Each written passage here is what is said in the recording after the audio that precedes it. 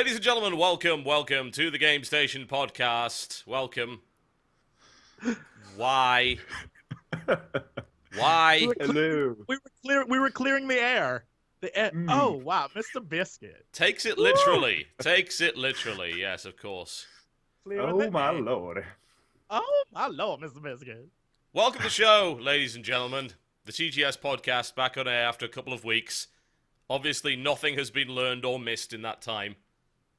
Nope. That's fairly clear. We are lacking Dodger this week. So I replaced Dodger with a chinchilla. We'll see if we can notice the difference. I think we should possibly. I don't know. It depends on the chinchilla moves. I can just see this happening. We've got a camera now mounted in. There it is. It's buggering off.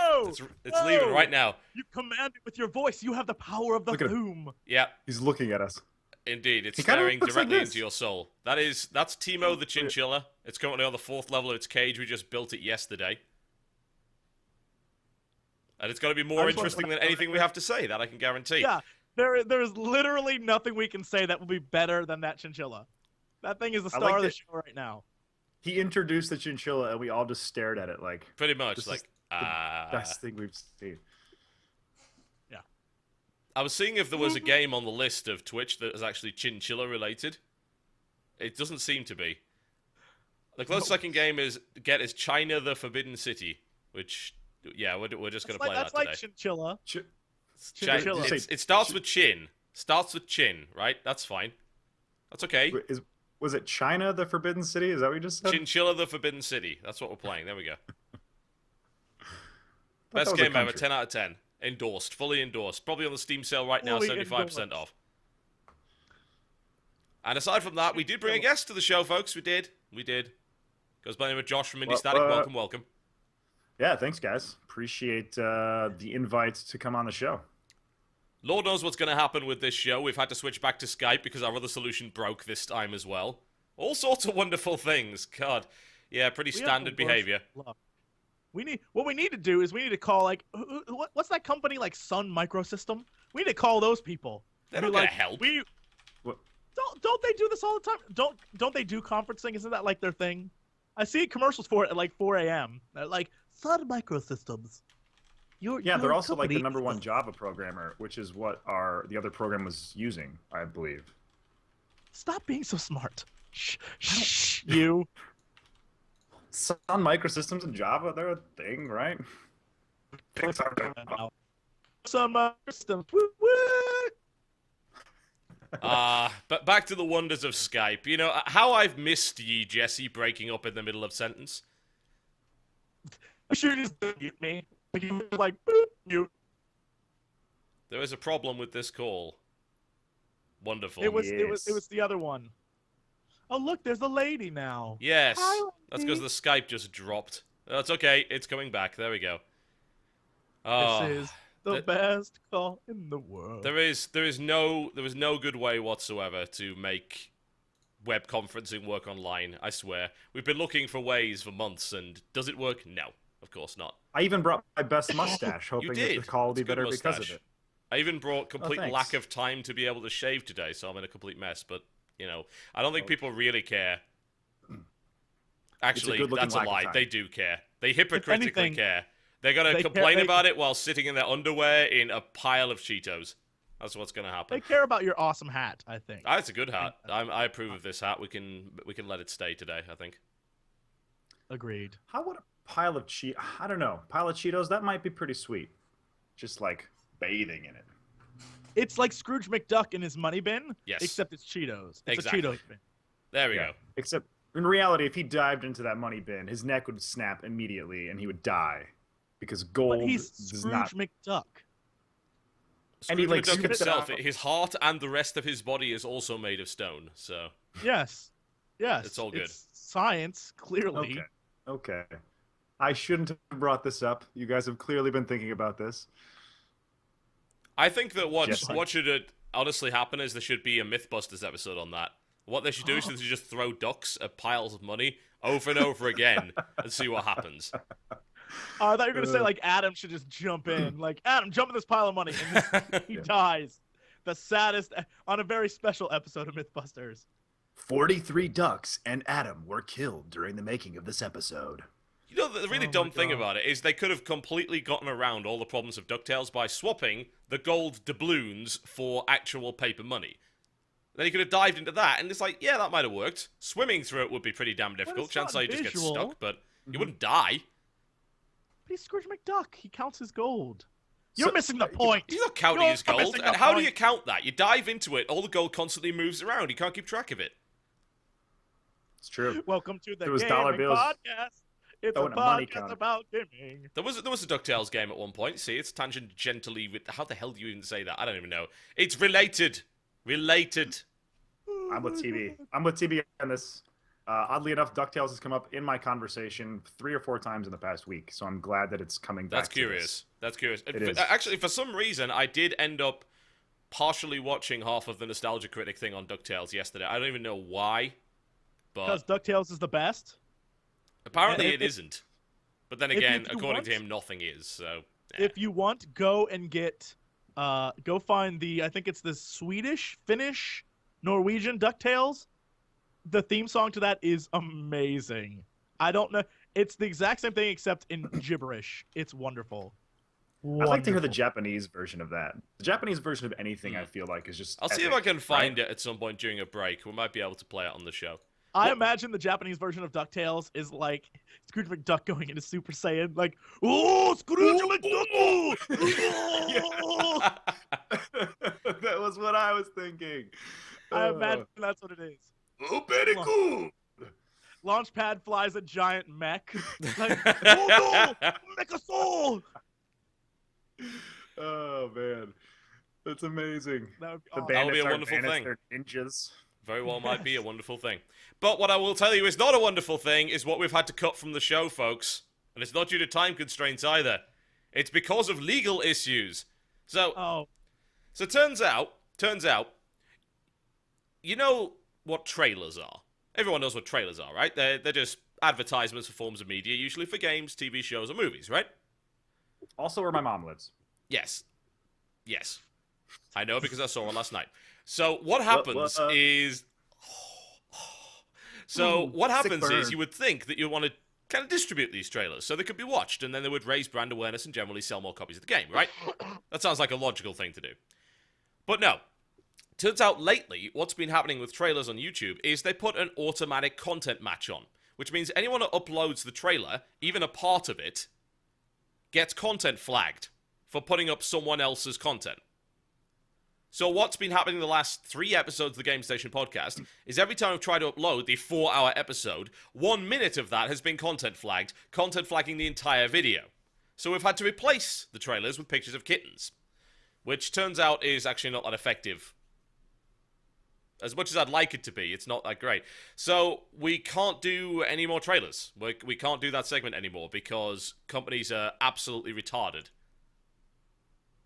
Sorry, I'm not paying attention to you anymore. No, I didn't think you were. I don't know what you were saying. Yeah. I don't. What? Trailers? What? You look. What is he doing? What does it need? What it wants to do. Yeah, that's weird. I've noticed that a lot with a lot of other things, not just trailers, but music, anything like that. Like you've got to be extremely careful now, and I don't know if it's like YouTube just cracking down or what, but companies now like Riot are coming out and being like, hey, we're going to give anybody the right to use any of our, game footage or whatever. Yeah, eventually that's going to come to a head. Like, it's been a long time coming. It's been a real gray area. Like, Let's Playing, for instance, is a real gray area because if you were to do that to a television show and just play the whole television show while commentating over it, there's no way in a million years they'd let you do that. Unless, of course, it was a really old one. But for video games, it's not really an issue. I have a feeling that coming sooner down the line, it's going to happen, that there's going to be a crackdown against this kind of stuff. So, I don't know. But trailers doesn't make any sense at all. It's like, it's an advert. It's like, we are playing an advert for you for free to like 300,000 people. How is this a bad thing? As I said, companies are absolutely stupid in that regard. So, if we do bring the trailer section back, we're going to be doing only indie games because we know that they will try and sue us for advertising for them. God. Works for me. Yep. Works for me. Sounds going to be. But no trailers this week. But what we're going to come on the show, news, releases. host-created topics that they probably haven't thought of yet. And last but by no means least, rounding up the videos that you should be watching from the Game Station this week. We'll then shamelessly plug our stuff, and then we shall leave. And judging by the reactions to the Chinchilla so far, I'm thinking 24/7 Chinchilla stream monetized is a good way to make money. We should do that. Cha-ching. Subscriber-based. You have to be a subscriber to this channel.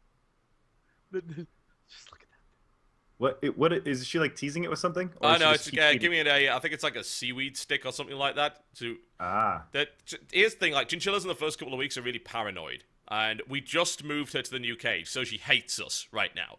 We had her in a starter cage. It's like we knew that this wasn't going to be big enough, so we instantly ordered this massive cage from a proper company. Took about a week or two to deliver. We built the thing, and it took us about 2 hours to move it into it because picking up chinchillas is pretty difficult. Those things go crazy. So I had to very, very slowly try and pick it up, put it in a box, move the box into that, and unleash it from the box. At which point, it ran under the big wheel that we've got for it and stayed there for hours barking at us. And by barking, they're just kind of squeak at you. Like? Chinchilla barks. Yeah, they kind of squeak at you. It's like, I hate you, I hate you, I hate you, basically over and over again. So it's that, and it was, we got it from a pet store because, quite frankly, I didn't want to see it stay in the pet store a moment longer. It's like, wow, this is a really nasty environment for a chinchilla to be in. And we researched, like, chinchillas for months anyway because we wanted to get one. So, like, right, we'll just get it out of the pet store. Unfortunately, it's still on kind of a day schedule. It's supposed to be nocturnal, but it stays awake during the day. So it's not really what it needs to be. So it's a little bit confused at the moment. We're trying our best to get it in its proper chinchilla-y habitat and hopefully have it not be horribly paranoid of everything. Well, it's absolutely adorable. It regardless. is. It is adorable. It's awesome. It's unfair almost that such a cute thing exists. I kind of want to destroy it so that the world can't have that cuteness anymore. Is that wrong? Is that a problem with me? Yes, it is wrong. Is that a mental deficiency I have? It is. You might need to see therapists or something. Yeah, unquestionably so. I must destroy the pretty things. Anyway, yeah. Video games, ladies and gentlemen. All right, let's talk video games. What have we been playing this week? Why don't you start off, Josh? Let's hear what you've been doing. This week, since I started doing exclusively indie stuff on my channel over a year ago at this point. So that's kind of, I've been really heavy into that community and that market. And this week there's a game called Seedling that is a Newgrounds game. It's a free-to-play. It's a Zelda-like. It is freaking sweet. If you haven't checked out the trailer, at least check out the trailer because, like, it's one of these like super old school like 8-bit pixely games, but they've managed to make this super theatrical trailer out of it, and it's like just epic music. It's nostalgic and it's cool. And then so I saw the trailer and I played it, and like thumbs up. I'm trying to finish the whole thing and then make a review of it. But yeah, the game's great. So that's what I've been playing this week for the most part. That's it? Well, I play a game like every day because indies are extremely small, right? So I can power through one of them, do a review of the game. There's a game that came out a year or so ago called I Want to Be the Guy. Well, they just had I Want to Be the Guy. Please continue. I saw your WTF is on that. Stupid I Want to Be the Guy, Gaiden. What did you think of it? Whoever designed that, if I meet him, I'm gonna punch him in the throat. Like, because So I think hard. he'd want me to. I think the kind of guy that designs a game like that is just begging to be punched in the throat. He's a horrible masochist. He knows the pain he inflicts, but he does it ultimately because he wants a greater reward of pain at the end of it. That's my logic. Yeah. So I think we punch him in the throat. Very logical. Yes. Very I'm logical. totally fine punching him in the throat. We can all agree to do that. Jesse, have you played the game or do you know about it at all? I know about it. I've had seriously about 1,000 or more requests to play it since TB did, and people just want to see me suffer. And I'm like, It's going to be the latest why bandwagon. would you wish that on me? It's gonna be. Why? It's when I first saw the game pop up on Reddit, it's like, oh, they brought a sequel out to this. I'm gonna get a video done because if I do it later, I'm just gonna be accused of bandwagoning because everyone's gonna do this stupid game. So it's like, all right, I'll get it done on day one, and then no one could accuse me of being the bandwagon this time. So we'll see. Yeah, oddly enough. Game's terrible. Go ahead. No, I was about to say, can we, as a whole, as a YouTube society, we agree that that is the stupidest thing in the world to be like, you're playing this because someone else did? No, I'm playing it because you all wanted me to play it. Stop. Please stop that. Please. It's like, why would anyone not play Happy Wheels if Happy Wheels is a license to print money? Like, you do a Happy Wheels video, you could be the most talentless fuck in the world. As long as you're playing Happy Wheels, you make $1,000 a video, no problem. It's like, hey, swag, swag, swag. It's like, I'm not even doing anything. Happy Wheels, yay. Like, people are retarded. Yeah. Seriously. Yeah, Happy Wheels has definitely become that game. Yeah. That and, like, you know, Amnesia, any sort of, like, horror. Yeah, Amnesia was done to death. It really was. Oh, it's currently the second Slender. one comes out. Get ready, internet. You're going to be bombarded with Let's Plays. Well, not only is it currently Super Slender, taste. it's a very specific kind of it. It's a very specific kind of Slender. It's, I make my girlfriend play Slender. That's the thing. Like, I went to the most popular gaming videos in the last few days, and about 5 of them were different channels doing my girlfriend plays Slender. I'm like, this is a very specific bandwagon you're on right now. This is almost like being a fetish porn site. It's a fetish porn site for gamers. I want to see a hot girl get scared by Slender. And then I'll take off my pants, and then what will happen next will be completely inappropriate for air. I don't want to say that I understand that, but I kind of do, because follow me here. When I played Fear 3, I played with I played Fear 3 with one of my dear friends, Cheeb. And at one point in that game, she screams, and her scream doesn't necessarily sound like a scream. And I got more messages about that single moment than the entire series combined. Yep, sounds about right. I kind of understand what they're going for when they say, my incredibly attractive girlfriend's about to play this game. Yeah, we see. We understand. Yeah, capitalizing on some fetish, some sort of gamer fetish porn is exactly the way to essentially put what it is. You know, all this stuff is hot topic stuff, and for some reason people just want to see nothing but that game. And then the next bandwagon will come along, then the next bandwagon, and it keeps going on. It's god, I find the whole thing pretty disgraceful. So Jesse, what games will you be playing in the next few weeks with your girlfriend? Well, here's what I want to do, and I think this is kind of my big thing. I'm gonna play Revelations 2012. Oh God, no! Don't. That game looks amazing. I played this game the day it came out. Yeah, I did. WTF is the day it came out. It is the worst game I've played in years. Which is why I need to play it. It's not even funny bad. It's not even funny bad though. Have you seen the intro screen? The intro screen. Yes, is like of course I have. I played like, it. It's terrible. Aztec guy's like, it's super racist and offensive and awesome. So I need to play it. I just want to point out, you'll ever hear that. This is a game that has an official nude skin for one of the characters. Awesome. That's how classy they were. In the game files, there was an official nude skin. It's official. I can't wait. It's gonna be amazing. But other than that, I've been on this real big kick this week, especially because of the Steam sale, which I spent more money in 3 days than I did on all games last year. So thanks Steam. But I've been picking up a lot of these games that are sort of indie-ish. I'm not sure if they're indie developing, but name a few. Because quite frankly, you're surrounded by indie advocates, so this is going to be good. Yeah.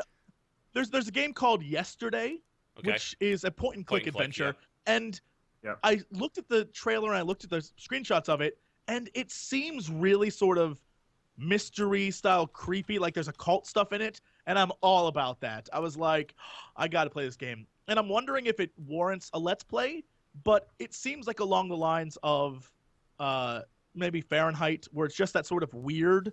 And the animation seems cool, but I don't know if anyone would sit through a point-and-click Let's Play, let's be honest. Point-and-click Let's Plays are always difficult to do. I think the best point-and-click Let's Play I ever saw was a guy that played Grim Fandango from start to finish and knew exactly where he was going at all times, and essentially edited it down so it became a movie. There wasn't even any commentary because the game speaks for itself. At the point with point and clicks is that there's a lot of dialogue, so you have to shut up, and then when you have to talk, it's like, what do you say? Can you come up with a funny quip? And then you get stuck on a puzzle for 2 hours because you can't somehow get around the stupid logic of whoever developed the game. Right, and I think that there's a ton of really cool point and clicks out there that I want to play, and there's a lot of older games that I want to play that I've been really looking into. And so I spent a lot of time this week. I've been messing around with the Walking Dead game because apparently people want me to play that. But I've just been playing it for fun. That's another license to print money as well, by the way. That's Yeah. If you make a Walking Dead LP, people will watch it. It's actually really good. That game is super good. I don't even like point and clicks, but I have to admire what they did with Walking Dead. It's so immersive. Right. And then I found a game called Still Life and Still Life 2 that was on sale this week. For I've heard of $4. those. And I was like, How are they? I haven't played them yet. I just downloaded them, and they're on my list of like 2 plays. I installed them, and I spent most of my time dicking around with Walking Dead. And so, I mean, I really want it. Like there's a lot of games. That's why I love the Steam sale. There's a lot of games that normally I would not have spent $17 on, but for $3, it's kind of like, how can you not buy this now? And so, I'm all about that. And then I had an epiphany at the end of the week because apparently I figured out David Cage, my official hero of gaming, the craziest man who ever lived, who's made Heavy Rain. He's making this Beyond Two Souls with Ellen Page, and he did Fahrenheit. Yes. He had a first game called Omicron, the Nomad Soul. Oh, Nomad Soul, yeah. Oh my god, that game. Cast. And I went online. They do sell it on Amazon stuff, but it's the highest it goes up is Windows XP, and even then it doesn't work for Windows XP. Yeah. But I saw it on GOG, and it's on that list of stuff that like we might make this in the future. Dear Internet, go to GOG.com. Find the Nomad Soul. I think it's on the top of the list now because I've been promoting it all week. Vote it up. This game needs to exist simply so I can play it. I need to play every David Cage game because here's the plot. You're on a foreign planet, corrupt society. The world is destroyed except for in this dome. The dome is split into different factions. Oh, and a demon is trying to kill you all. What? It's awesome. Yeah. I need to have this game. I need to have it. It's so good that your microphone broke. Yeah, it was like, Bro. It's that demon. It's that demon in Omicron Nomad Soul. He's come for me now. That's why I love all of his games. No matter what the plot of the game is, you're a detective. You're solving a crime. Then a demon shows up for no reason. I love this man. I need to interview him. Isn't David Bowie involved in that game somehow? David Bowie, I went and looked online. David Bowie, there's a robot called XL or XI that controls the city, and David Bowie's the robot. Yep, that's reason enough to get it. I need to play this game. I need to play it. It's my new mission in life.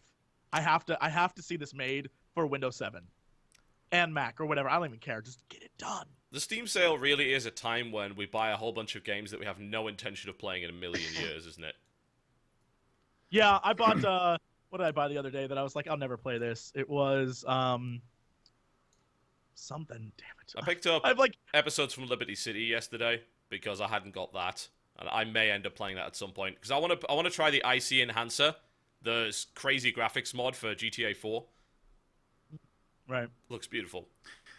I haven't actually partaken in the Steam sale as much as you guys probably have because I do a thing. It's a thing that I know. This is how I am. If I start buying things and I start like, ooh, I can get this. Ooh, I can get this. Ooh, I can get this. I'll spend like all of my money, and like that's just I have like this obsessive disorder where I'm like I have to get everything. It's like collecting Pokemon, and I need to just like grab them all and or catch them all in that case. But my buddy Dave back home, he's got like over 1,000 Steam games, and he doesn't play 90% of them. Over and I feel like that'll be wow, me. I thought I had a lot. I've got 515. That's ridiculous. That's crazy. Yeah, it's basically like anything that's on sale, he'll just grab. And if he plays it, sure. If not, he's like, it was cheap. And I'll do that, except I'll be homeless tomorrow if I do that. Yeah, pretty much. Rent in Los Angeles isn't cheap, and I feel like I've just got this fear, right? That I'm like, oh, I'm gonna spend all this money, I'm gonna be out, and the lady's gonna leave, and the lady will leave. Yeah. And then all I'll have is this Gizmo shirt and a picture of that chinchilla. And that'll be all you need. That is all you like need every other to be good in heart and soul. I'm trying to think of what else I picked up. I barely picked up anything on Steam sale so far. The only other thing I grabbed was Men of War Collector's Pack because there was a lot of... I didn't have Men of War Vietnam, and I didn't have the 2 expansions, which are okay-ish, and the price was really good. That game rocks, by the way. If you haven't played Men of War, it reminds me a bit of Company of Heroes, but without the base building and more about kind of tactical squad command. And Jesse, you'll like this. In the multiplayer, it's possible to hijack a tractor, put a squad of infantry on the tractor, then drive around essentially doing World War II drive-bys on it. It's pretty epic. Awesome. Yeah, that's really cool. The multiplayer in that game is pretty fun. So yeah, I was really happy to have grabbed that. I also got the expansion, quote unquote, for Might and Magic 6. It's barely even an expansion. Was there an expansion? I was about to say. Yeah, they just brought it out. It's only a like $9.99 DLC pack. The biggest deal about this is that the update adds the town screens to Heroes, which were missing from Heroes 6.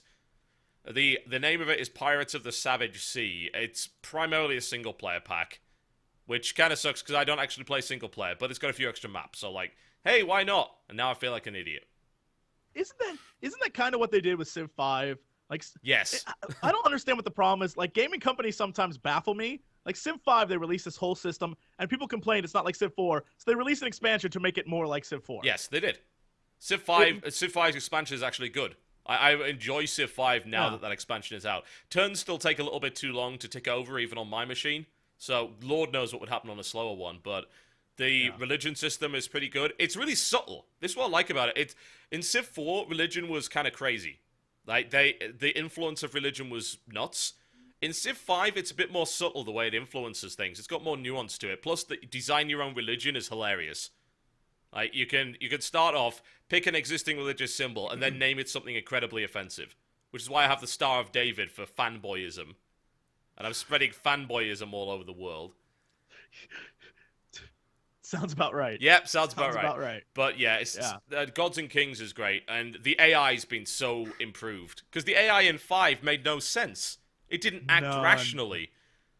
At this point, the game that I was playing, everyone was acting kind of normally, and there was a bit of intrigue going on. Like, I knew the Celts were stealing technology from me, but they didn't want to admit it. But I was okay doing that because I had some really good trade agreements with them. So I was like, all right, fine. I'll tolerate your bullshit because it's beneficial to me.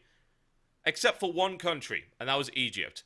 Turns out Ramesses II is essentially Kim Jong-il. Like, he's plotting against right, he doesn't have the means. See, like, technologically, he's way behind everyone else. But he's got a lot of people. He plots against everybody all the time. So I had spies in his empire that was constantly revealing plans to attack every empire on the planet. There's no way he could have possibly done it, but apparently that's what he was planning to do. And he constantly made threats and exclamations to the world, and he would always denounce everybody. Like, he denounced every empire on the world map by the time we were at about turn 100. So it was Kim Jong-il from Egypt. Right. It was hilarious. And all of his people thought that he was a gold medalist in the Olympics. Yes, exactly. And then, he got the best par in golf on every course. That's what he thought. Hole in one. The problem is that the game, which I think is the funniest part, the game, even though the AI sometimes acts wonky, the achievements are specifically made to make you do the exact same thing. Like, the achievements for, I think, Nobunaga, is that the guy who is the... Yeah, he's the guy for Japan. The achievements for him, one of them is Kamikaze, where basically you have a guy with 1 hit point left, and you have to go fight a battle. Like, you're just sacrificing units. Or, I mean, there's just crazy things they want you to do, and it's like, as an achievement whore, it goes against my very nature. Achievements have no place in that game. None. I know. I'm like, damn it. They shouldn't be there. Yeah.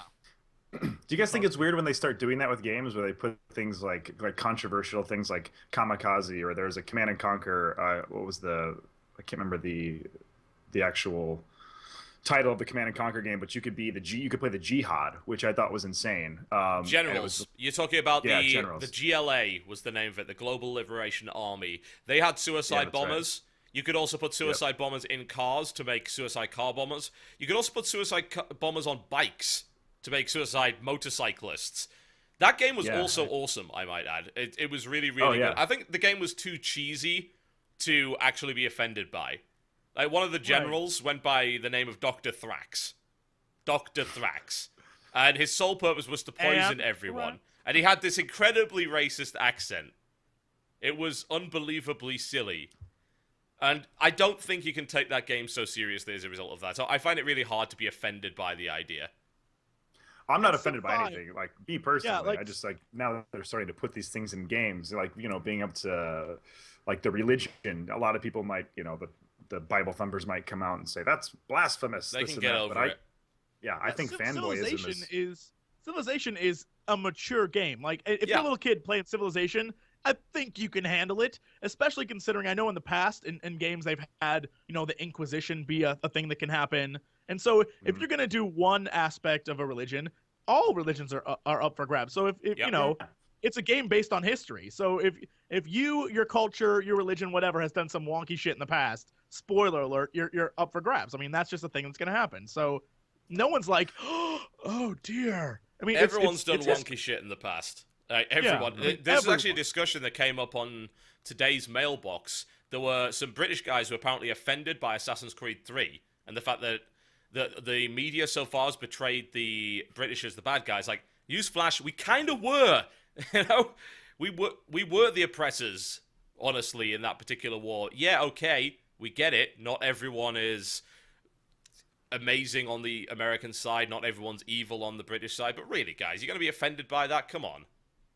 Yeah. Right. It's the face it, same like- thing. Yeah. No, it's the same thing when games have guys fighting America and Americans get offended like, those Afghanistan soldiers are attacking us. They don't seem to like us very much. Like, dude, we're bombing their country. Like, get these people are. So it's that's Like, history. no. They invaded America. That would never happen. Not in this history. It's like, whatever. It's a video game. Get off your high horse, you yokel. Yep, that's pretty much the gist of it. It's like, come on, That's guys. the tagline really? for this episode. Get off your high horse, you yokel. Hey, and I Indeed. just have to say, I have friends and family in the South. I love everybody. But, Yeah, there we go. There's the caveat. There are. Hey, I mean, like you said. You disclaim that. You disclaim it. I'm not So saying that everybody in the South is great. I'm not saying everyone in the North is great. I'm not saying everybody anywhere isn't great or evil.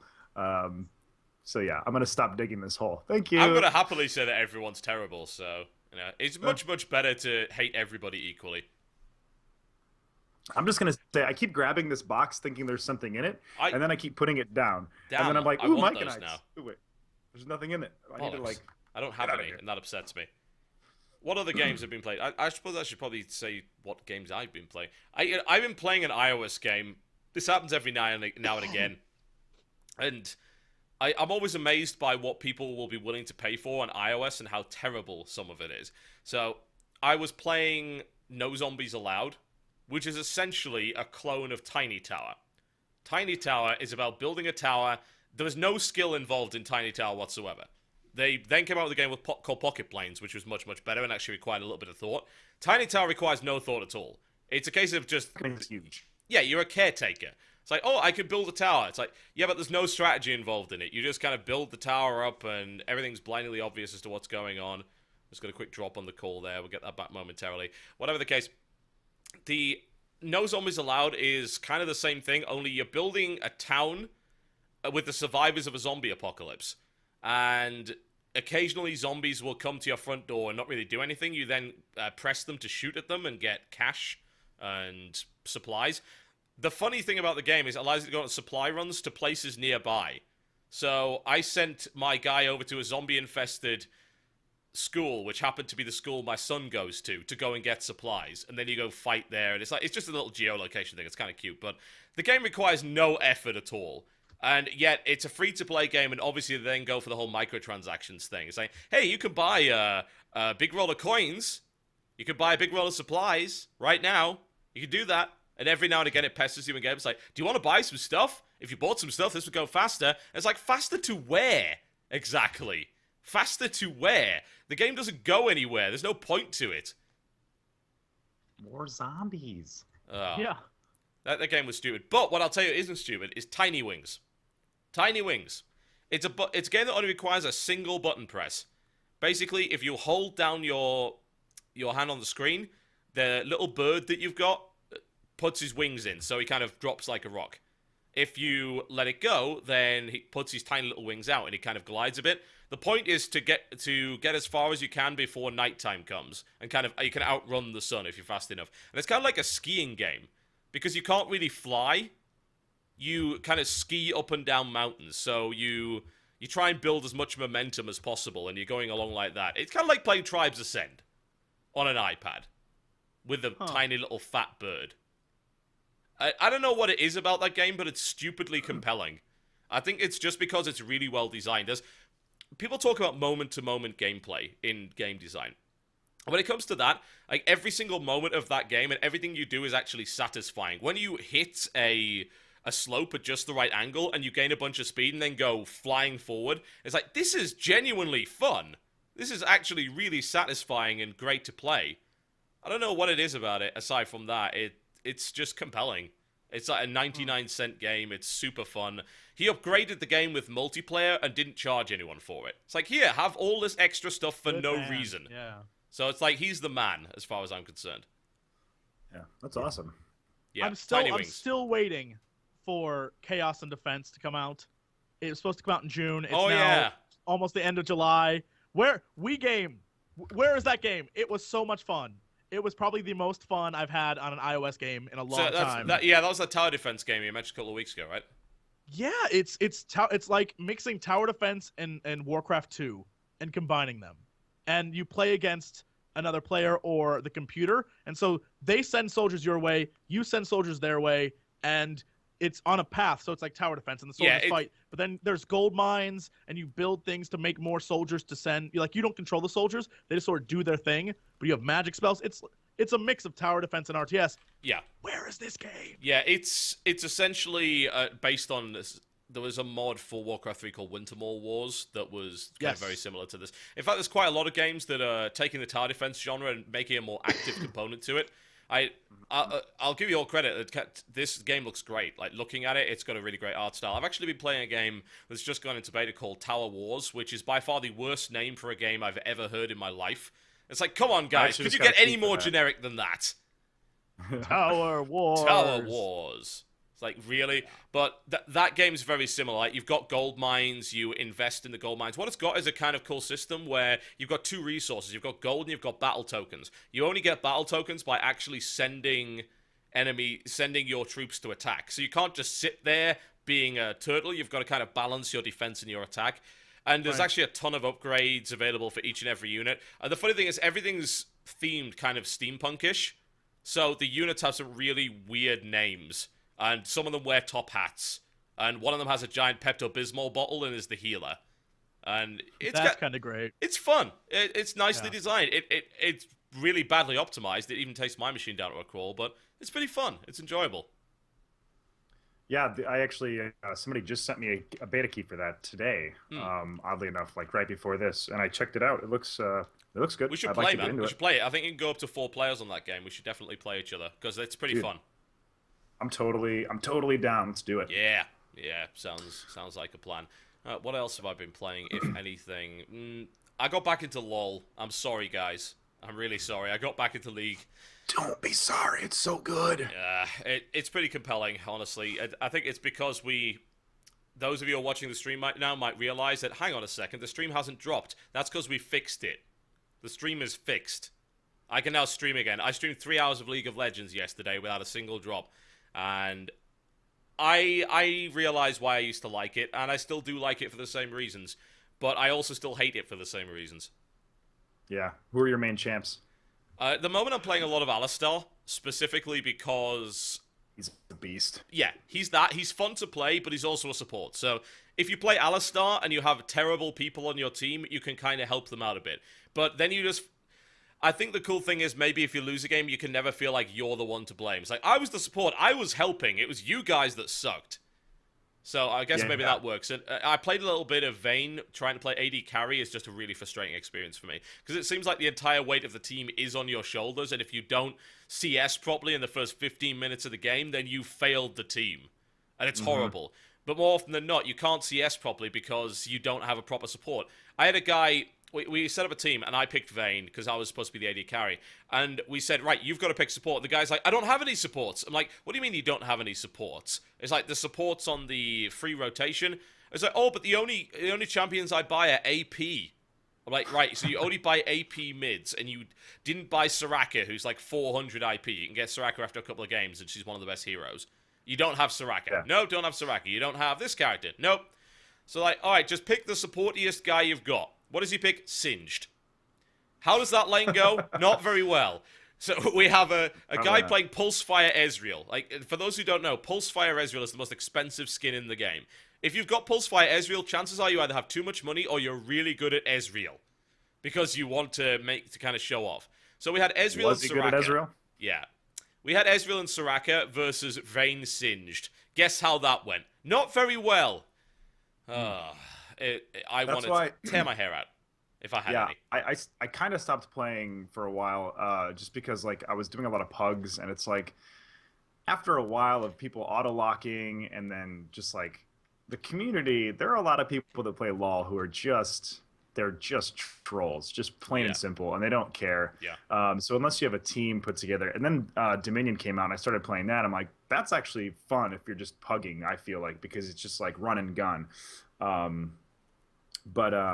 Yeah, I'd like to get back into it again. I just don't have anybody like super serious. A buddy of mine was thinking about going on and like trying to figure out champions where we can match just two of us. So it's like if I can figure out. Yeah, absolutely. The old one we used to do was Caitlyn Tarek. Caitlyn Tarek was silly because you could do a huge amount of lockdown with Caitlyn Tarek. You could essentially roll CC. If you do Tarek's little gem thing that he tosses, and then that stuns them for a while, you can then put a trap just under them, and then that stuns them again. And then you just destroy them. And that was a really good lane combination. But yeah, you get a support and an AD carry and lane together, and it'll be great. For the most part. Yeah. I'm a big fan of Amumu. I played him for a long time, and I got really good with him. So it was like pretty much him and anybody who could do some burst damage, we would tear down. Yeah. Amumu's he's quite flexible. Like, you can do Amumu in the jungle, and it'll work really well because he's great for ganks. You can do Amumu top. Amumu bottom can work as long as you've got a lot of like gold per 5, gold per 10 stuff. And you're not... As a support, you shouldn't be getting creep kills. You need to be giving them all to the AD, so... And Jesse doesn't care. Here's the thing: we actually tried to play some LoL. I took Jesse for his first LoL adventure while I was over there at his house. We got interrupted. We got interrupted by pizza. We got interrupted by pizza and Twinkies. Yeah, it didn't go well.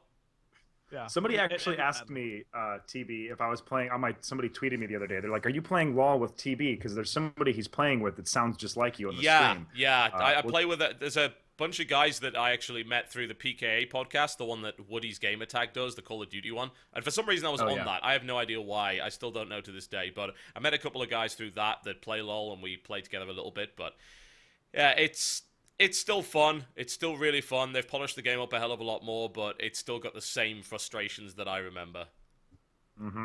That'll probably never go away. No, somehow I don't think it will. But there you go. Anything else?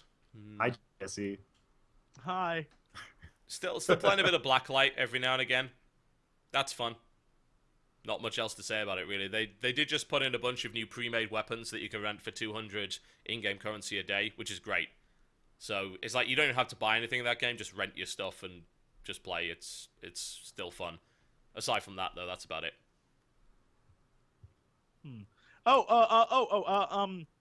Yes. What was that? Was that a Jesse remix there? I had like a brain fart, and then I realized, and then I farted it away. It was sound like dubstep. All right. First, maybe the best announcement ever. After weeks of protesting and demanding, Awesome Knots is finally coming to PC and Steam. Yes, it is. Yes, it is. This is such a good thing. I was playing on PS. I played on PS3 a few weeks ago. Great fun. So fun. Love it. The problem is now. What? Well, there's no release date yet. They're just like, soon? It'll be soon? Yeah. It'll be soon. They from what their press release said, they said in a month. So I assume maybe September, usually is what that will be. That's great news. But the thing I love about it is there's multiple ways to play, and so if you play against the computer, there is no like difficulty setting. The computer gets everything right away, and so when you start, it's kind of difficult. Like it's like, all right, this is fun, and a lot of people don't realize they're playing against the computer because they give the computer like names like Joe and Tim, right? Mm-hmm. But then when you go online and actually play against people, it's kind of like that Dota LoL Han thing where they are super good and efficient and just slaughter you. So, yeah, it's fun. It's skill-based as well, though. I love the platforming in it. That's the best thing, that vertical element. You don't get that in a lot of MOBAs. Yeah, and they added 2 new characters. I think one is like a little 4-legged mech, and then one is a girl on like a silver surfer surfboard, which is kind of cool. And so it's nice to see they have new characters coming out for it as well. I was playing the racist frog. Yes, the frog who has the voice of Bender from Futurama. Oh, that's who it is. Yeah.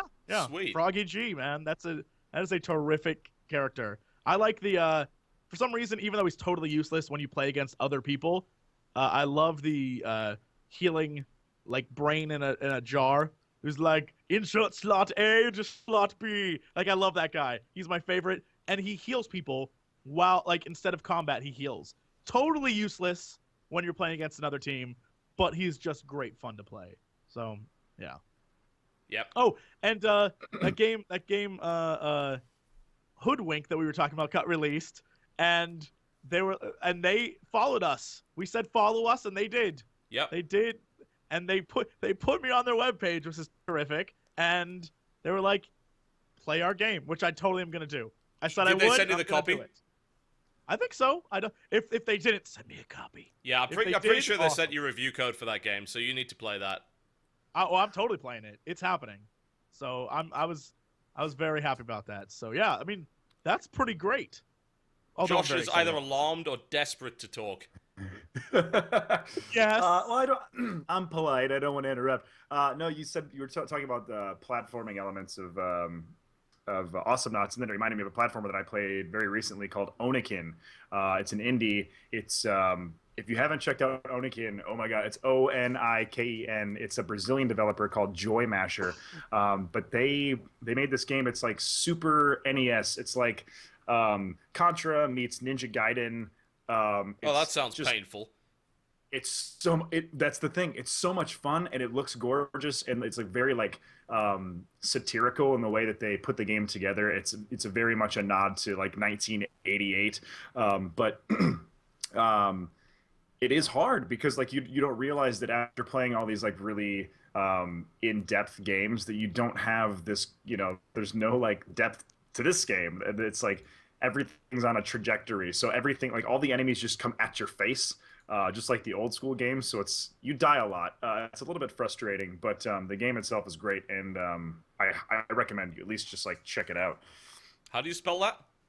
Oniken. All right, there you go, folks. All right, I think it's probably a good time for a quick break, folks. You're watching the Game Station Podcast. When we get back, we'll be running up the news and the upcoming releases.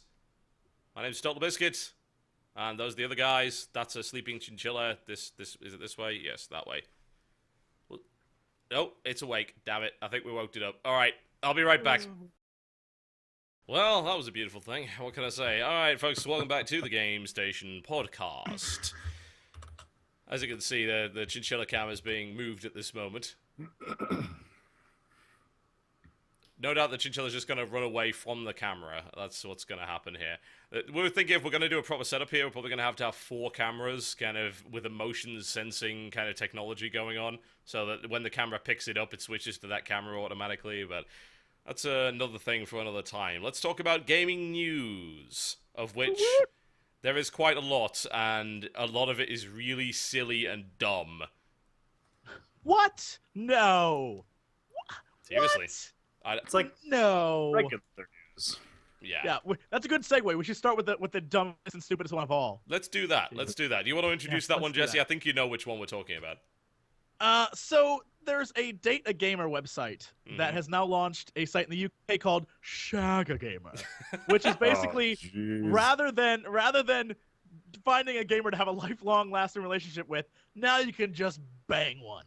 And I assume in the mind of people, like, who sign up for this thing, they're thinking there's gonna be this gorgeous gamer girl, because the girl they have as like their spokesmodel is just the sluttiest looking woman ever, and she's like, I have a shirt that's barely on it, says gamer on it.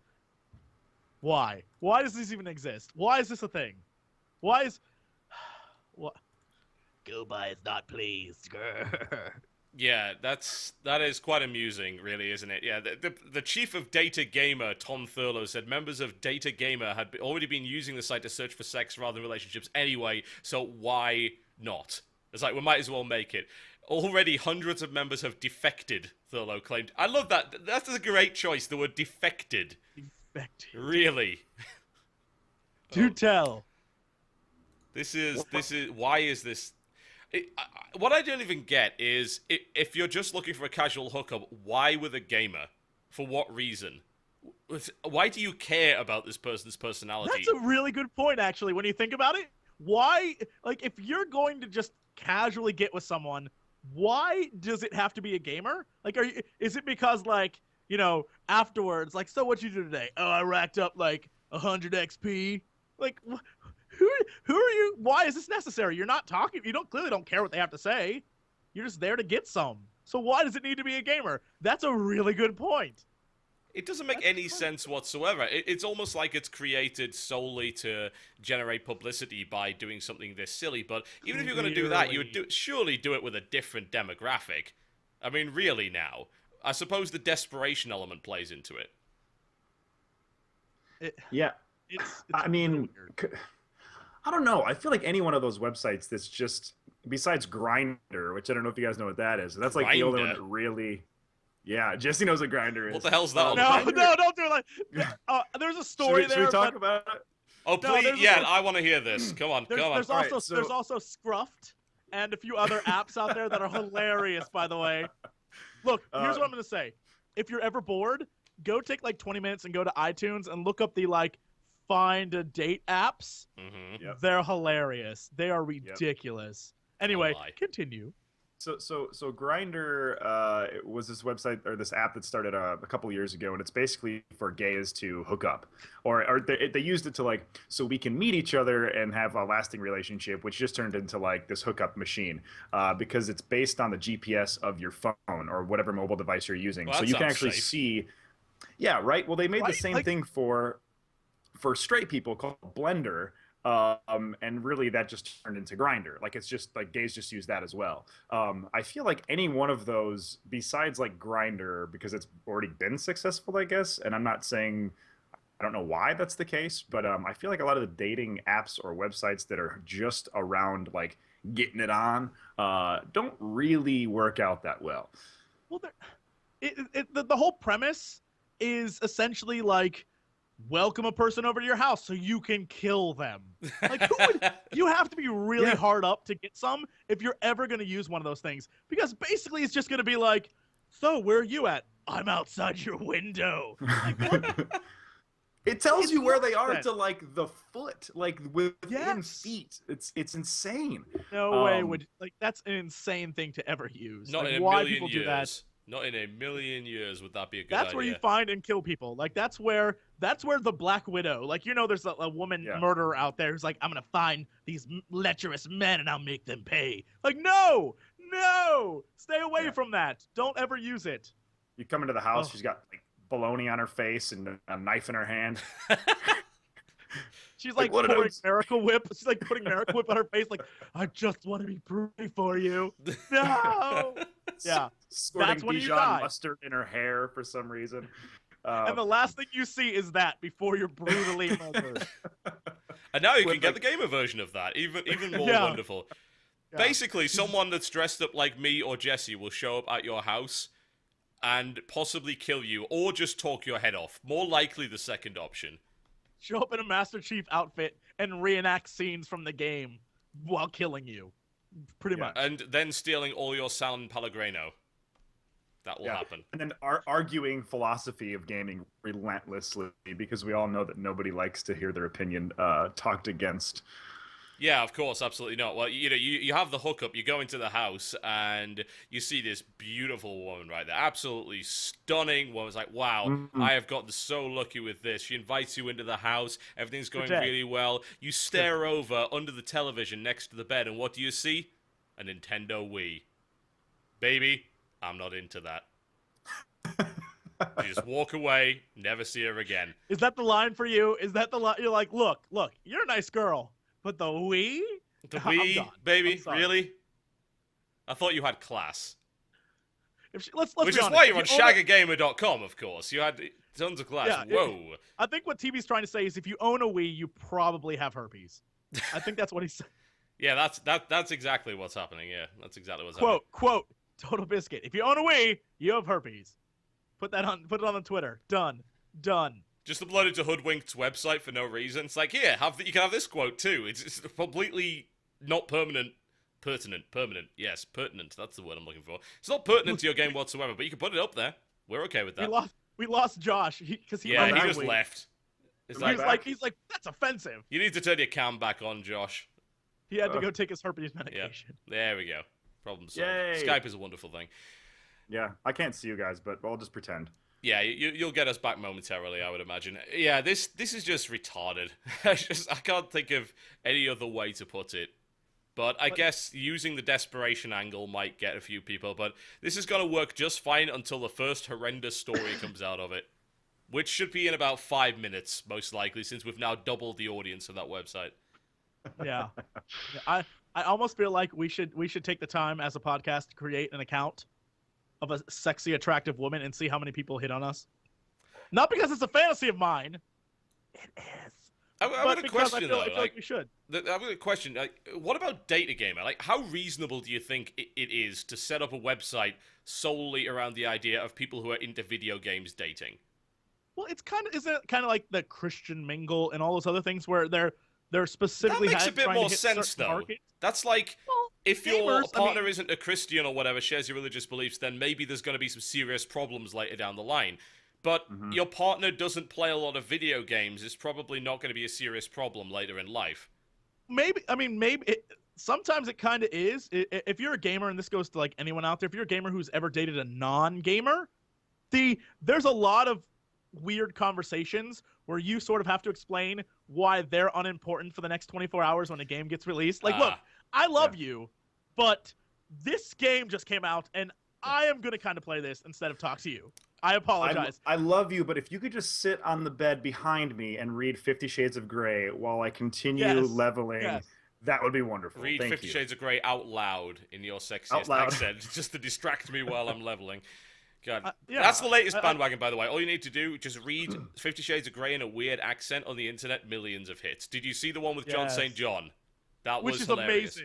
Amazing. That was a wonderful thing. That was a wonderful thing. For those who don't know, John St. John is the voice of Duke Nukem. Indeed. So it's basically Duke Nukem reading 50 Shades of Grey, which, for those who don't know what 50 Shades of Grey is, 50 Shades of Grey is like terrible another one of those fiction, essentially. Adult novels for women in their like late 40s who have not had sex with their husband in like 20 years.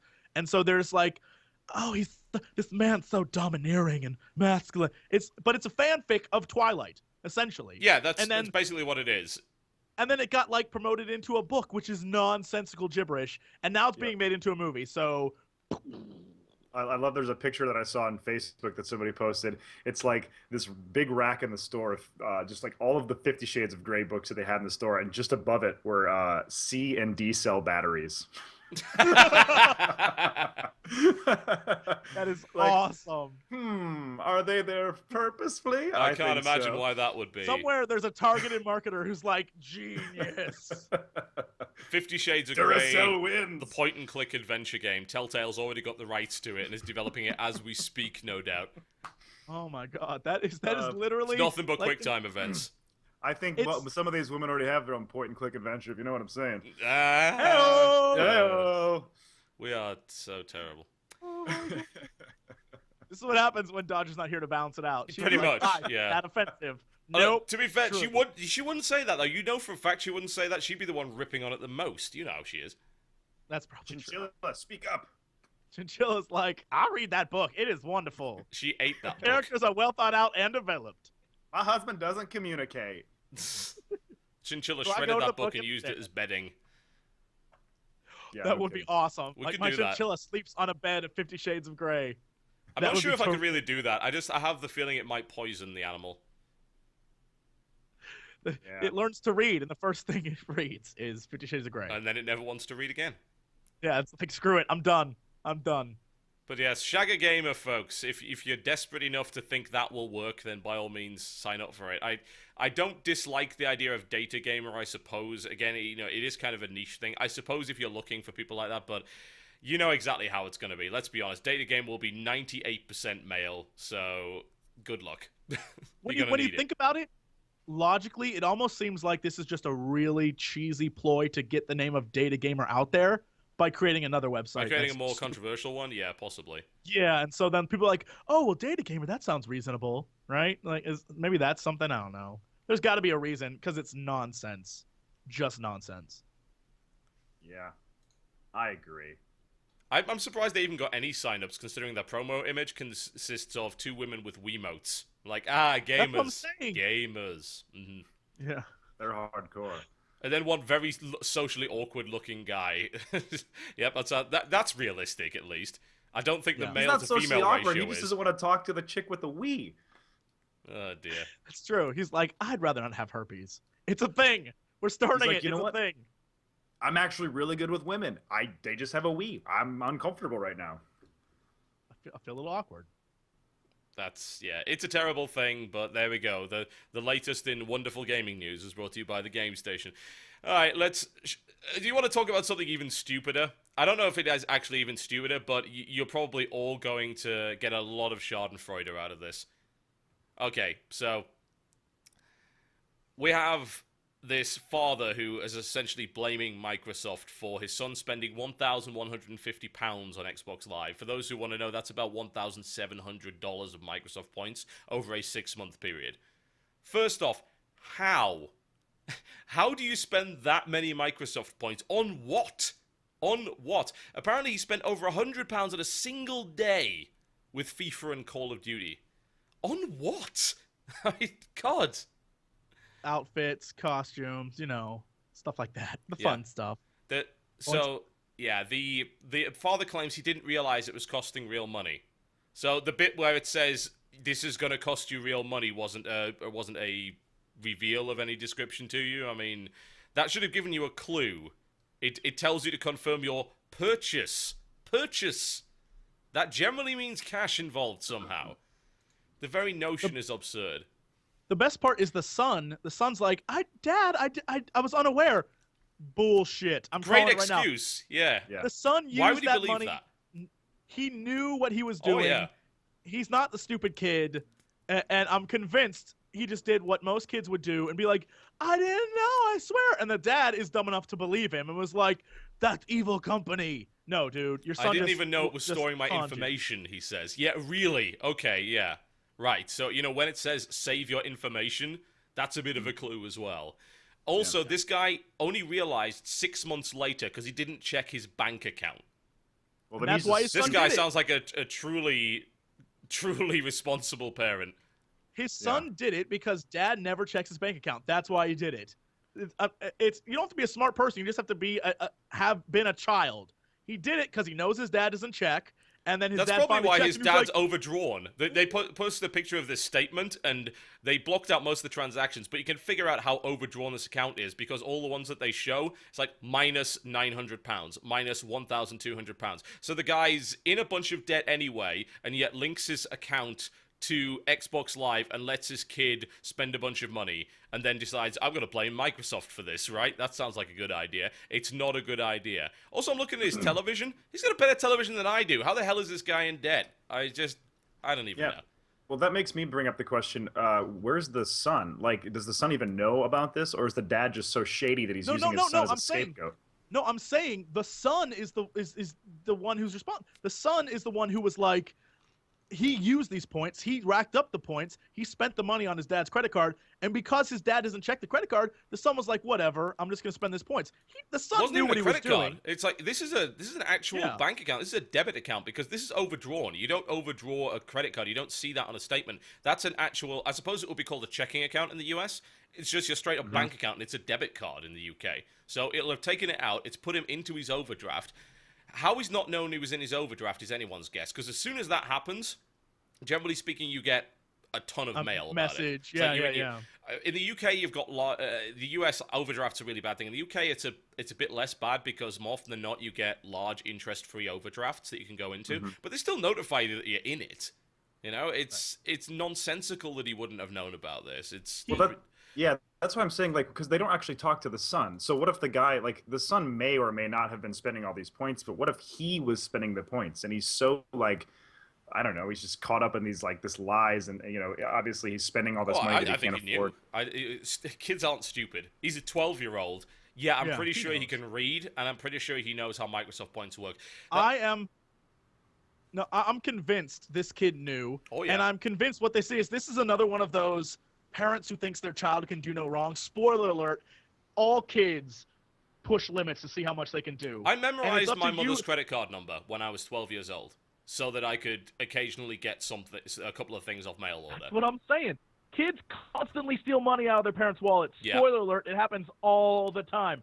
It's up to the parents to be, you know, adults enough to realize that their kids are trying to push limits, and it's up to them to be like, cut that shit out, or I will kick the crap out of you. Like, you're an adult. You're the adult. And this guy's like, my son spent this money, and I wasn't able to regulate my son, so it's Microsoft's problem. No, dude, it's your problem. It's stupid. This guy's dumb. He very much is as well, because like it's so easy to stop. It's nowhere near as easy to spend money on Xbox Live Arcade as it is, say, on an iOS device. Like, I hear all this stuff about, my 5-year-old spent $1,600 on Smurf berries or whatever. And I'm thinking, all right, okay, I can maybe see how this happens, because maybe at one point the password's been put in for something, and it kind of saves your password for a little while. So in theory, after that, you could then go in and buy something without having to have the password put in again. So there's an accidental situation where that could happen. It doesn't really warn you at all. It's just like, you sure you want to buy it? Yes, done. And that's it, snap. As long as the password's been in the last 20 minutes or so, it's not going to ask you for your password again. With Microsoft, it's so incredibly obvious that you're spending money, and you have to go through multiple prompts to actually spend anything at all. In fact, it's a pain in the ass. It's like, sometimes it's easier just to buy one of the cards at the store and put the code in, rather than going through all the rigmarole that requires you to do that. But here's a question for you guys. Do you think that using Microsoft points as a currency, as opposed to PlayStation Network, where it's dollars. You see a point, it's like, this is dollars or pounds or euros. It's blindingly obvious. Do you think that using an imaginary currency can actually cause this kind of misunderstanding to happen? And do you think it's disingenuous from the company in question? I think so. I think it's kind of, it's easier to spend something that doesn't sound like money, right? It's like, these are Microsoft points. This isn't dollars. You know, and if people get the Microsoft cards as gifts, say from Best Buy or something, then that's like free, you know, and then you give them this card and all of a sudden, I'm not saying like, these aren't drugs by any means, but that maybe the card's like the gateway drug, right? Is like, free. Yeah, exactly. And then it's like, well, I've got these points and I need to keep buying these points. And then, you know, you put your credit card number in, and then the next thing you know, you're like me and you're on the streets because you have an obsessive purchasing disorder. Yeah, I think so. The craziest thing is, this has been done forever, and you can take it back to everyone who has ever gone to any college or university. When you get there, especially freshmen, there's always credit card companies around, and they want to sell you credit cards. And the idea is, you're a freshman, you make no income whatsoever, but here's a credit card. It's like free money. The same thing works with Dave & Buster's, if you guys have ever seen those, or there's this place Round One yeah, I've here been in LA. Dave & Buster's. So you transfer money into tokens there, right? Yeah. The kind of credit you get a card. Well, before it was like back in the 90s, it was money into tokens, right? So you would give real money into tokens that could only be used in this Dave & Buster's or wherever, right? Now it's a card. So now it's even less transparent. So you put, let's say, $25 on a card. You go to the games, you swipe your card, but it like in a little tiny font at the very bottom of the game, it tells you how much you spent. but you really don't care. You just keep swiping, and that's a credit. It could be like $3 to play that one game. You won't ever know, and you don't care because you keep swiping and swiping. People have been doing that forever. It's horribly disingenuous, but it makes people a lot of money because general population, spoiler alert, are stupid. And that's just life. I would say like Dave & Buster's isn't as bad though, because at the end of the day, if you're taking someone to Dave & Buster's, you generally, you're bringing your kids or whatever to that, then you charge the card. It's a preloaded card. It's kind of like pay-as-you-go phone. You can very easily control your kids with a pay-as-you-go phone card. It's like, all right, there's $20 worth of credit on this. You spend any more than that, tough. Doesn't matter. Okay, you can't make calls anymore. Your own bloody problem. And I think it's actually a good way to kind of make people responsible. So let me tell you a little story. Because we went to an arcade a few weeks ago for my kid's birthday. And we took him and 3 of his friends. Yeah. He had his party, and then we took a few of them to a place which had an arcade, and they said the same thing with tokens. So we put some money in, and we got like $40 worth of tokens. We thought that'll be enough, and plus I want to play Guitar Hero as well, so and air hockey. So I took the majority of the tokens for that. No, I didn't do that. I'm not a terrible person, but whatever the case, we doled the tokens out equally, and here's what happened. There was one kid that burned through his tokens in about 5 minutes. Yeah, and he came back asking for more. So we happened to have more because we deliberately split it because we knew this would happen. So it's like here's the rest of your tokens. This is the last tokens you're getting. Yeah, and he's burned through the second lot of tokens before the rest of them have even burned through their first lot. Like the other 3 kids are doing really well, kind of pacing themselves, picking which games they want to do, not going crazy, not feeding all their tokens into a game that takes about 5 seconds to burn through them all. You've seen those games before. It's like, feed in a token, pull this lever, and get tickets for something you'll never afford. Those games ruined arcades. Seriously, that arcade sucked. There was like 3 real games there, and the rest of them were just, feed our money in, and maybe you get tokens. It's essentially a hidden form of gambling. But the other kid, he burned through all his tokens, and it's like, well, we don't have any more tokens for you. He then goes around begging other people for tokens. Like, complete strangers, I might add. This is someone else's kid, so we're trying our best to keep an eye on all of them. And this kid runs off and does that, and feeds all his other tokens into the machine. And when he doesn't have any more, he goes into the corner and cries randomly. Then gets his tickets, finds out that he can't get anything for the tickets that he got, goes and cries again, hides, begs more tokens. Like, wow, this is financial responsibility having not been taught in any way, shape, or form. I think an arcade's a good way to teach kids the value of, it's not even real currency, but it's the value of a currency. Mm-hmm. My dad was like that when we'd go to arcades. He would only give me a certain amount of tokens, and he would specifically say, like, this is all you get. So, pick the games that you want to play. And I he'd hold my hand and we'd walk around, and is this the one you want to play? And I'd be like, yeah, this is the one. And then I'd play it, and then you get your tickets, and then it's like, yeah, okay, count your tickets, and now what can you get? It's like, oh, you can get one, like, bouncy ball, or you can get a finger trap and a whistle. It's like, trying to like figure out how much that's worth to you as a child. Yeah, totally. I think that's totally important. I was really impressed by actually, and I suppose this is still gaming related because these are still games we're talking about here. What I was really proud of is the fact that my son he got his tickets, he looked at what was available and said, you know what, I'm going to save them for next time because there's nothing I want right now. I was like, that's awesome. Like, because at my age, I would have spent it on crap. I knew I would have. It's like, I have 300 tickets. I want all of these sweets and this Spider pen. ring. Get that spider ring, the ring with the little black spider on. That's there all the time. Yeah. Plastic. Gotta have that. Yeah. That would have been me. It's like, wow, okay, at least he knows financial responsibility. God knows I didn't at that age, but I suppose that it's a good comparison between arcade tokens and Microsoft points. It's essentially the same thing, but I think with Microsoft points, you've got the parents do have to be involved in some way. For one, you should never put your credit card in, have it save details, and then put it in a room where your kid can just spend as much as they want. That's just crazy. You know what I wish Microsoft points could be used for as an adult? Like takeout. So if Microsoft had some sort of deal with, say, Pizza Hut or something. So it's like, all right, I've got $40 worth of Microsoft points. It's like, I'm going to get a game and a large pizza. Right? I mean, that'd be kind of cool. That's a terrible idea in the best kind of way.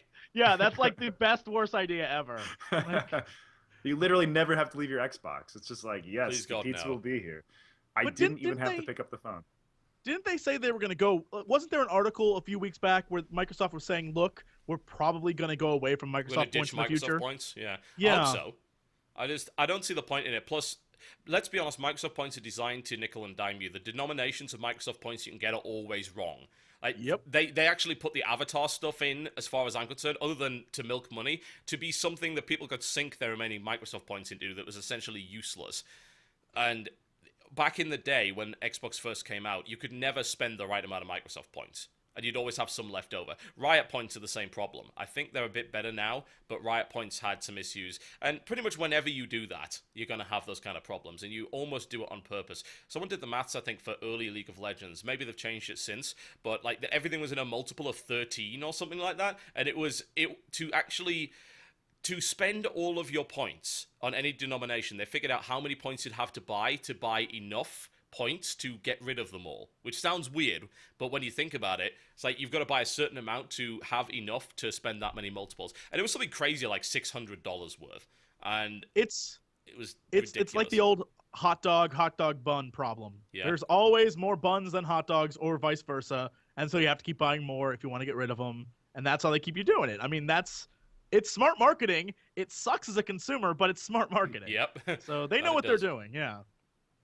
Yeah, I would not be sad to see the end of Microsoft points, really. And if you're a parent, for God's sake, don't link your credit card or your debit card, especially not your debit card, because that takes it directly from your bank account. Are you crazy? Why would you do that? There's a reason why these preloaded cards exist. Yeah, if you want to give your kid access to this stuff, give them a card every month for a certain value. It's like, that's what you got.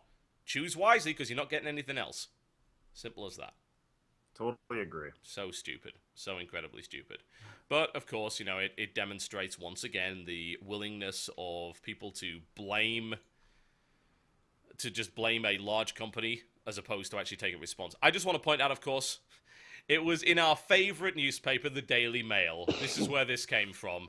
The Daily Mail, or as we like to call it in the UK, the Daily Hail. Yes, and the reason we like to call it that is because they initially thought Hitler was a good guy. Oh, jeez. No, I'm deadly serious. They did. They actually supported Hitler originally. Until he declared war on us, of course, and then they weren't a fan of it. I quote Marge Schott by saying, "He built roads." It's a joke. Do not freak out, internet. You're like, dear Reddit. They will. Jesse They is a will do Nazi." it, man. Reddit is certainly. But yesterday I was accused of being racist against my own race. That was pretty good. I enjoyed that very much. It's like, you're racist against white people. It's like, what? I hate myself. Yeah, terrible. I'm one of those self-hating whites. All right, let's move on to something a little bit less stupid, shall we? Yes. Which one of the two do you want to go for? What about the trouble of crowdsourcing? This is a fairly interesting article here. So, I believe this popped up as a result of two things. One, because of the success of Kickstarter, especially since the whole latest thing with Kickstarter. I guess we'll probably talk about this as well. The Ouya or Eeyore, as I like to call it. The $99 Android console. It's essentially got the specs of a high-spec phone, twice its price. And Steam Greenlight, which came out lately. So I've been very critical of Steam, or at least it's coming soon anyway. I've been very critical of Steam because of the way that they pick which games go on their service. Because they seem to ignore really great games. Apparently Bastion had problems getting on Steam, if you can believe that. Space Pirates and Zombies, a game which I backed because it was great, came out and Steam refused them the first couple of times and then only eventually let them on the service. There's a game called Unepic, I think it's Unepic Adventure or something like that, or just Unepic Game, which is a really great kind of castle exploration game, and that is not allowed on Steam for whatever reason. Why? There's no good reason for it. It's actually a good game, and yet they let crap on Steam. Absolute garbage gets on Steam on a weekly basis. So Steam Greenlight is supposed to list a bunch of indie games and then help kind of create a sort of peer review system where you don't pick the games that are going to be on Steam, but you push them to the top of the priority list. So if 3,000 people suddenly say, oh, this game is worthwhile, Steam, you should pay attention to it, then Steam, in theory, pays attention to it. But, of course, the problems of crowdsourcing are, well, frequent, one might say, because a person is smart, but people have a tendency of being very dumb. Yes. No, yeah, agreed. I think we've expressed that today already. So yes. Mm-hmm. I mean, see, I liked the idea of Kickstarter before, and I still kind of do. There are things that I support, but the Ouya, for example, I mean, it's a great idea, but it doesn't exist yet.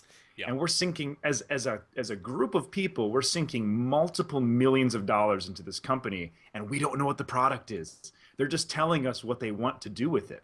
So it's a little, I don't know, I'm starting to get leery of it all almost. Like when something really good comes out and I can buy it and have it, then I think I'll believe it. Although on the same, on the other side of the coin, I've had a Kickstarter and I've got funding.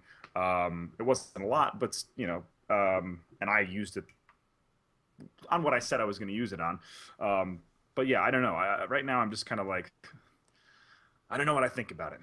Yes, I bought Jesse those headphones with my Kickstarter. No, you didn't. No, I'm selling out right now. Speaking of Kickstarter, All right, what are you shilling this time? At least it's something you can't eat.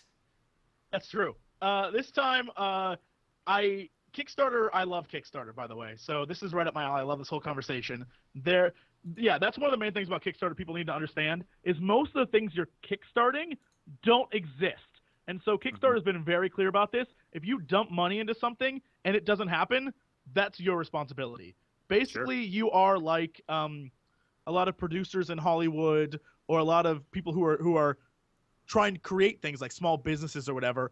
A lot of times they don't happen. And so you're an entrepreneur. You're putting your money into something, and if it works, it works, and you get something for it. If it doesn't, it doesn't. And so the problem with that argument is that where do you draw the line between an investor and a donator?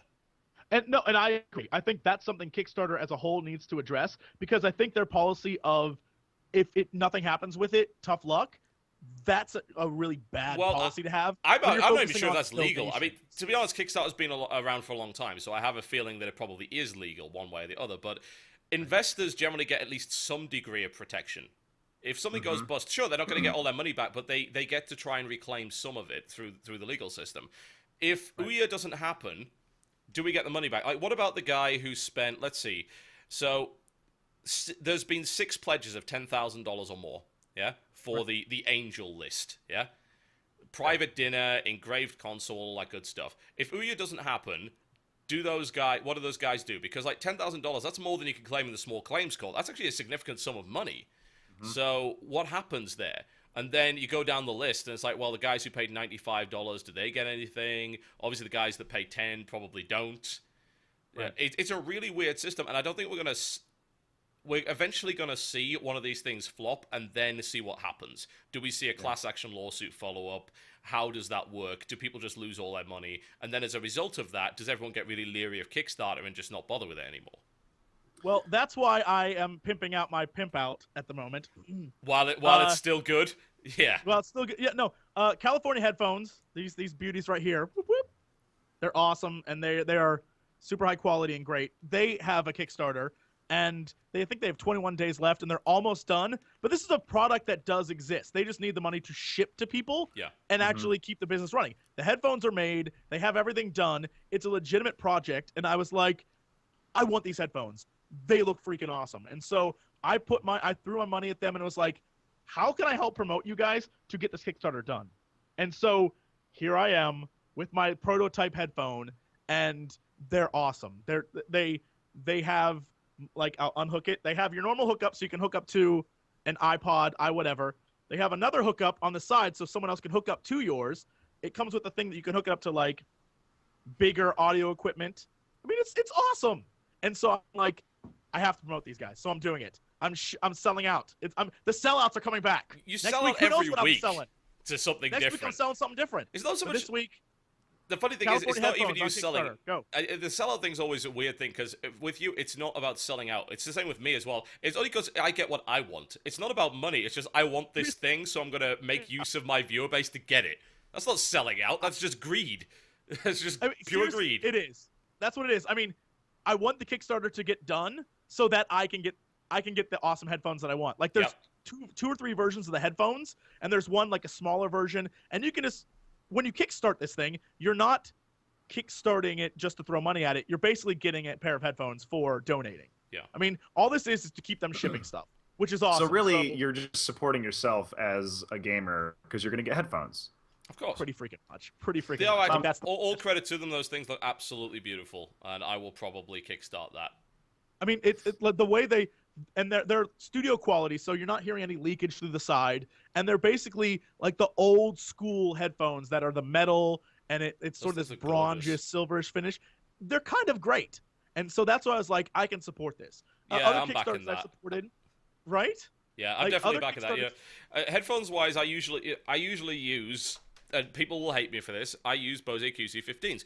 Why? It's like, oh my god, Bose, overpriced, not very good audio. It's like, they're middle of the road headphones that are super comfortable and have the best active noise reduction I've ever heard. Like, if I wear these on a plane and I have even the slightest bit of music going, I cannot hear the plane. I can't hear anything else. It's like, I'm not caring for audio fidelity. They're good enough for my purposes, and they're comfortable. I have to wear these fuckers all day. You know, if these in-ears that I'm wearing right now are already uncomfortable after an hour and a half, those things I can wear for 15 hours and not have a problem. But these things look great, actually. And this is I think with Kickstarter, even if you have these problems with Kickstarter, the amount of good the Kickstarter has actually done, the amount of cool concepts this system has brought to market, seems to me like it's worth it. Like, it's worth taking a hit every now and again on maybe a scam or on maybe something that doesn't pan out the way that it is, because everything else will be great. I don't think it's really good to have everything torpedoed as a result of a few bad eggs. You're always going to find that in business. There's always going to be products that don't do what they say they're going to do.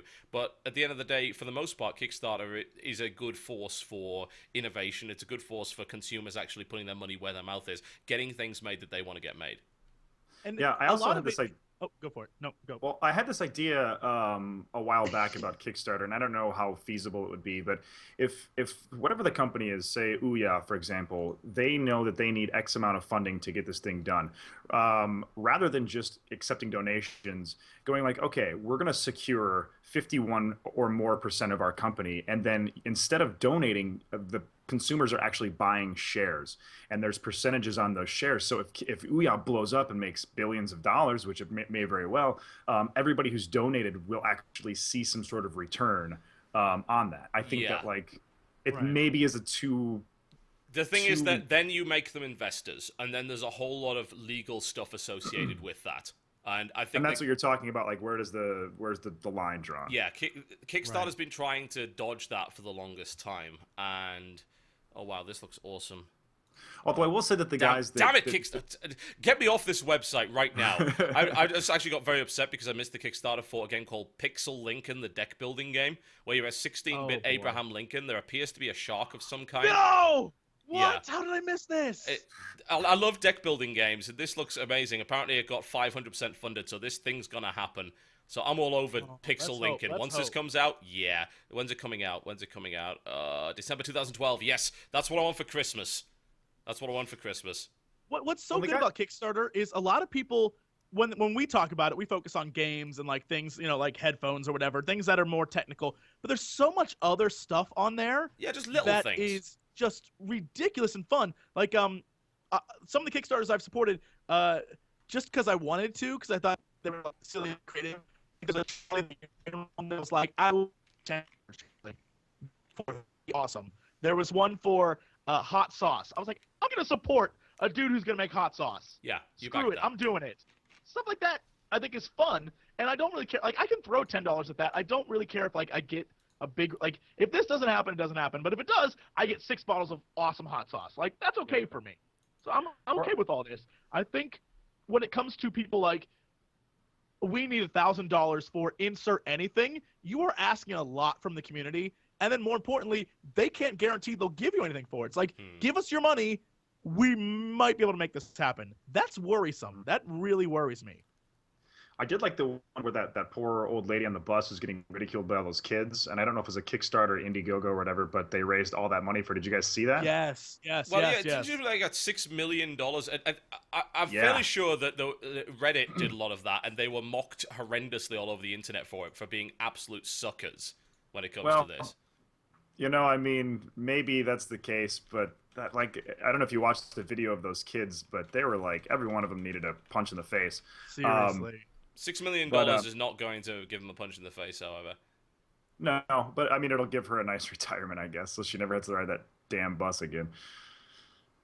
Yeah, I guess so. It's Although, what do I get for that? Come on, lady, I'm gonna donate so you don't have to ride that bus. What do I get? I you I, get I, this I smug sense of self-satisfaction from having done very, very little. I always get really. I suppose it's just a personal thing, but I get really annoyed when I see that much money thrown at one person, and I get back to the whole. It sounds horrible, but it's like, oh look, it's American white people problems again. It's like, I know for a fact there's kids starving in Africa. This money would be much more useful sent in that pretty direction. much, yeah. But Yeah. then the other argument is charity's charity, and it's always going to be an individual thing as to what you think is important, what's not, and it's really hard to condemn someone else for being charitable. In fact, it makes you a bit of a dick, to say the least. So yeah, I don't know. It's a personal thought of mine that kind of thing could be better used elsewhere. Speaking of Yeah. awesome charity, I assume this is charity towards me because I might be the only person in the world who thought this was awesome and needed. But apparently the world has spoken. The guys at OC Remix, the people who did Binding of Isaac music, like all these really famous soundtrack artists got together to make a Final Fantasy VI album Yes. of every single song from They the kickstarted soundtrack that. remixed, kickstarted it in a day. They reached their Oh, is it goal, funded? and That's now great. they're way over the limit. And I'm just like, yes, it's gonna happen, and it's free. Like they're just gonna OC put Remix it is out always there free. for It's great. free, and it may be the best thing ever. And because what happened, so many people donated. Now they're re-releasing all these other albums and stuff. I am blown away. I can't. They're doing all of Final Fantasy VI. That may be the best game soundtrack ever. Best I just game, want best more game Golden soundtrack. Axe. Like they don't have enough Golden Axe music on their website. They have loads of Streets of Rage Yes. for obvious reasons because the soundtrack was great to begin with, but there's not enough Golden Axe. I think there's only like one or two Deus Ex ones. One of them was a remix with Big Giant Circles, who was responsible for some of the Mass Effect music, if I recall correctly, and Alexander Yeah. Brandon, the guy who actually wrote it. They did an amazing remix. That Big Giant Circles is incredibly talented, by the way. You should all go check him out. Go search for him on And so, Google. Get his Clearly, Google rank up. Kickstarter serves a purpose and is really like it has a good to it. But like everything, there are people who abuse it. There's a And I downside. guarantee there are people out there. Yeah, there are people. Another great example is I think it mentioned in the article, the Penny Arcade guys. They are basically. Oh yeah. They're basically saying like, we'll donate money to us, and the more money get we rid of earn, the ads. more ads we can remove on our site. But the things they're giving people, I guess like the goal is to remove ads, but the things they're giving people are just like, you can follow us on Twitter, we'll talk to you, or you'll have our Skype name, right? Like it's almost slightly insulting. You're not really giving them anything. I guess the goal is we're getting rid of ads, but even the like increments of ads they're removing, it's like, we'll remove ads from this one part of the website. We'll remove ads from this other part. It's like, oh guys, It's a very expensive guys. site to run. A very expensive site. The counterfoil was what they were saying is that their advertisers have been pushing it to put some really intrusive ads on their site for the longest time. right. To make more money. They've been refusing it because they know gamers will react badly to it.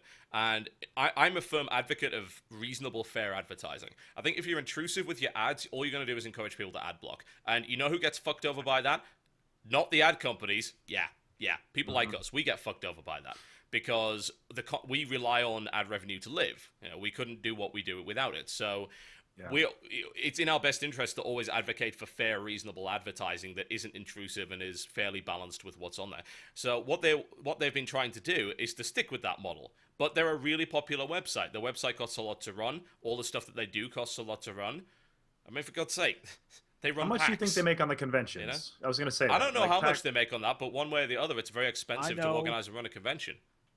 I Yeah, know that that's true. I'm going to PAX this year, and Did I? Oh, I did you know get in? for a fact.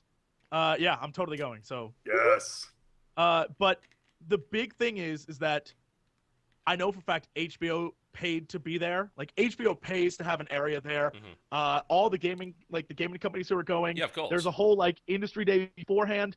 PAX is profitable, but at the same time, I'm sure they spend a ton of money on it. Yeah. So everyone generally understands, Penny Arcade makes a lot of money. They do what they do because it's very popular, but they make money doing it. And I think their idea is it's such a it's a good one, right? They're like, we want to help you not have to have intrusive ads. We're doing this for you. But I think the way they went about doing it is not a very good one. Does that make sense? Like, What, it's a good idea. Are you that talking about turned the out reward bad. structure here? Like, is that why it's bad? I'm talking about just I think what they're offering people, I don't know. It seems like I've got an alternative view of that. by all means. My counter argument to that is that what they're doing by not providing really good rewards, they're weeding out the people who are essentially giving money in an expectation that they're going to get something tangible back, and they're leaving only the people that just want to support the site. And it's like, we don't really care what reward we get, we just want to support you. And I think that's actually a kind of an honest thing to do, as opposed to essentially bribing people. I understand, and I think that's. I mean, it makes them seem like, okay, we're stand-up guys for this, but only if you look at it from that point, right? I mean, if you are an average person, you see this as, like, I think a lot of people see big companies, which is, why do you need money for this, right? Like, if it was me, I would just have said, I need these ads in order to function. I'm sorry, deal with it. Like, I wouldn't. This Well, wouldn't we even do. happen. It's like, we saying, need ads in order to live. We need ads in order to make This videos. Kickstarter would not have happened. I would have just been like, I'm sorry. Like, this is how the internet's run. This is life. And I think the whole idea, the whole premise, while good-hearted, comes off as sort of like, why is this needed? And I think what they're trying to do is sort of cool, but at the same time, it's unnecessary. That makes I wonder sense. at what point, like, how much money they would actually need to make it effective, and then at what point is that money going to run out, and they're going to have to start another Kickstarter because, they now we keep need saying, ads again. They've said this is a Kickstarter they're going to have to redo over and over. Yeah, every year they have to redo it, which is, again, seems like it's asking a lot. But if TB's right, and people view it as like, oh, well, I'm helping contribute, then it's, it's fine and dandy. But you would think in the long term, if I guess it's kind of like the pledge drives that you see on NPR, where it's like they spend a month saying, we need your money, we need your money, we need your money. People do donate because they feel a sense of responsibility or whatever, but a lot of people just sort of tune that out and just go about their life. So maybe that's what it'll get to, a certain point where they keep asking, and the people who care will care, and the people who don't, it'd just be a non-issue. But I don't know. People can just click through. They can just click the ads, and they're not spending just click the ads, and you're giving money to Penny Arcade. Well, I don't understand. Like, same thing. That is a terrible thing to advise people to do. By the way, do not do that under any circumstances. Well, I mean, like, that's how to get your account closed for click fraud. That's a terrible idea. But yeah, it's. The thing is, like, there's a certain expectation of how many clicks. This is why CPM exists, right? Because the expectation is that every 1,000 impressions, one person's going to click and pay attention. So if you get significantly more than that, what generally happens is that it's like, oh, this is click fraud.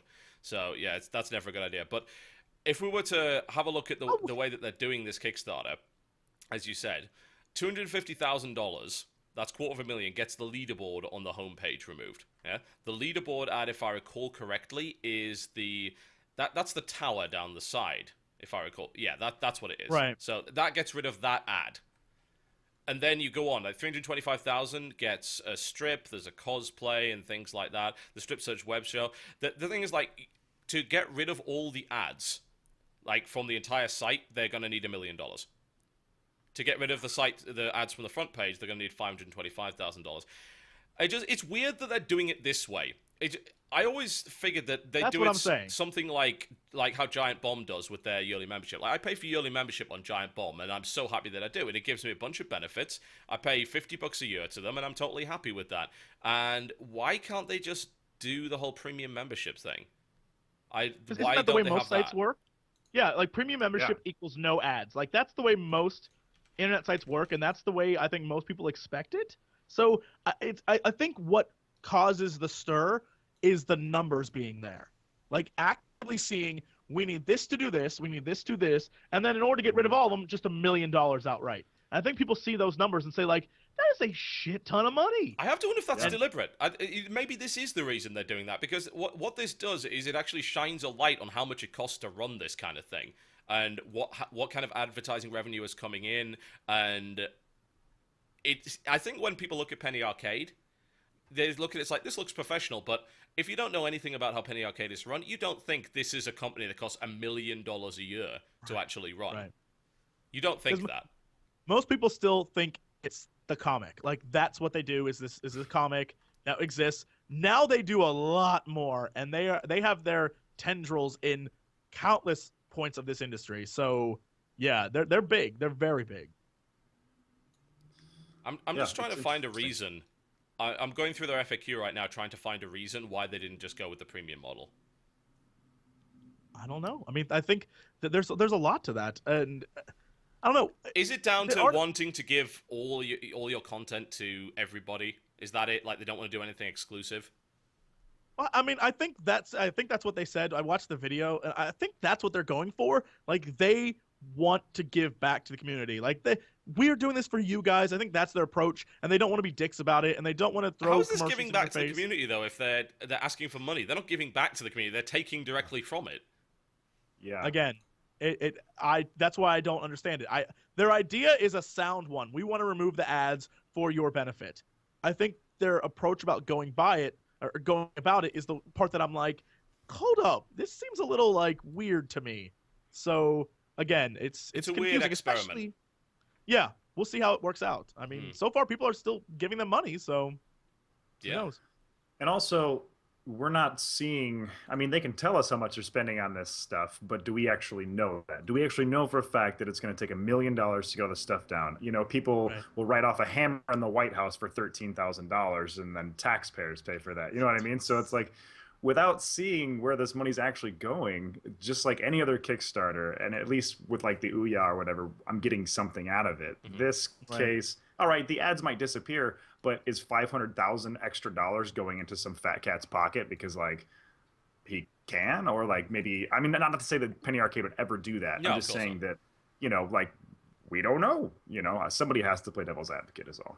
And I'm looking at the chat, and Rogan said the reasoning is that they can spend less time on ads and more time making content. Let's be very clear. Unlike the three of us here, where we do like 99% of everything that happens on our channels and everything we do, a company like Penny Arcade has many people responsible for content, many people responsible for ads. Well, they don't interact this is at kind all. of why we're members of the Game Station to begin with. The Game Station takes a cut from what we earn to deal with that shit. You know, that we don't deal with our adverts at all. We don't have to do anything with it. With a site like Penny Arcade, what's most likely happening? Well, there's one or two things happening. Either signed up through an ad company, and the ad company is handling the inventory, or they're actually going out of their way to get their inventory themselves, which is a bit crazy. Like, someone like what you're seeing right now on Twitch TV, they have to go and get their inventory. Google has to go and get its inventory, but of course has this monolithic ad agency that can do that. That's their entire business model. With Penny Arcade, they're probably dealing with an ad agency, and the ad agency is pushing them. This is what they've been saying in the FAQ. They've been saying, well, the ad agency really wants us to run video ads with sound. Like, Solo Mid is a site for League of Legends. It's the most infuriating bloody thing. They've got, every page you go onto has a 30-second video ad that appears. What really annoys me about that, it's not even that the ad's there, it's that once the ad finishes, it moves what you were reading. It's like, because the ad disappears, there's like, it moves the page. Like, stop that! It's so irritating. But do they have their own pre-rolls too, don't they, on the videos on their website, if I believe? I think so. Well, I mean, obviously we have pre-rolls. It's not like you watch it once, like on YouTube. Like, you watch the pre-roll one time, and if you refresh the video, you typically don't have to watch that again. But I believe on Solo Mid, they make you watch it every single time. And it's like, dude, I'm just trying to figure out, like, what a good on YouTube you can mostly skip. You know, at least once you watch an ad once, it generally lets you do a skip after 5 seconds. And like, I'd say, you know, if you can skip, by all means. People are going to skip anyway. It doesn't benefit us, obviously, but if you make it to the end of those, though, that's a little extra money. There are a few ads that I've sat through that have been like, some are interesting, like 10 minutes long, and I was like, why did I watch? I remember watching one that had Kevin Spacey with a puppet or with a dummy.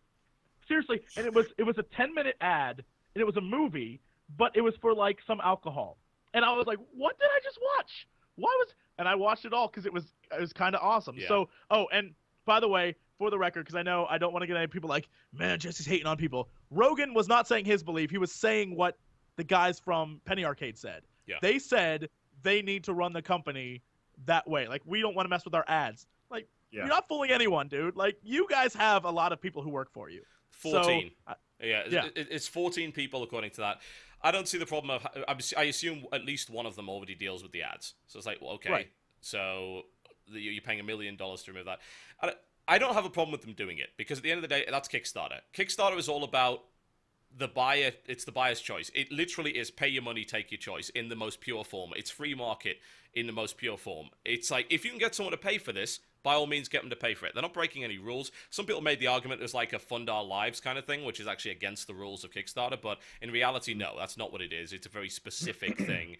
You're paying for the removal of ads from the website, which indirectly also, funds their lives, blah, blah, blah. But it to some degree kind of rubs me the wrong way. But you can't really say that it's wrong, because at the end of the day, Kickstarter says it's not wrong, so it's fine.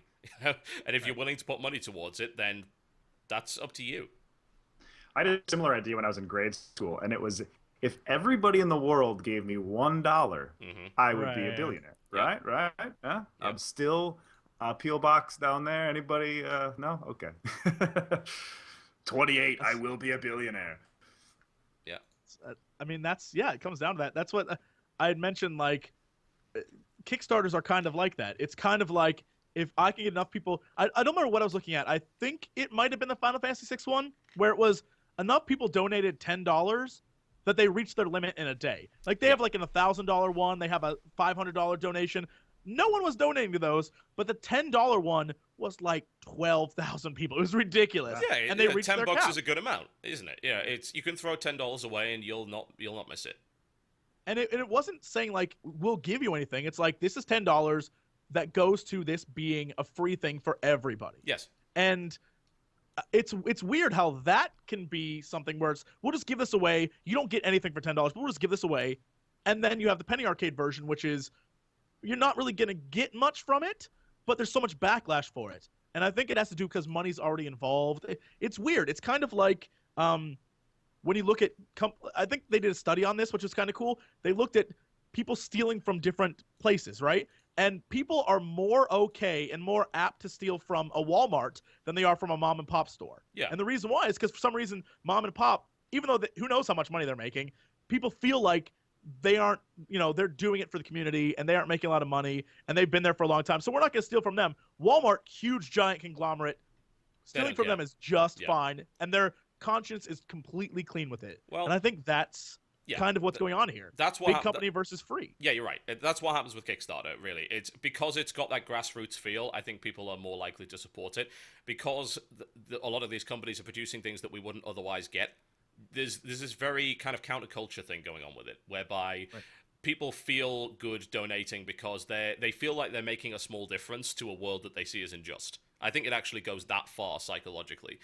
From a gaming standpoint, it's exactly that. When we fund something like Necro, Starlight Inception, when we fund those games, when we fund Wasteland 2, we do so on the premise that no other publisher would have done that.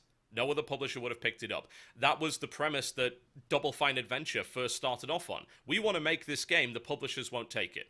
And then, of course, the same thing happened with Wasteland, Shadowrun. The same thing happened with Starlight Inception, Necro, and all these other games, Ground Branch, and so on and so forth. That's why. And you feel as a gamer, it's like, I am fighting the big guy here, and I'm supporting the little guy.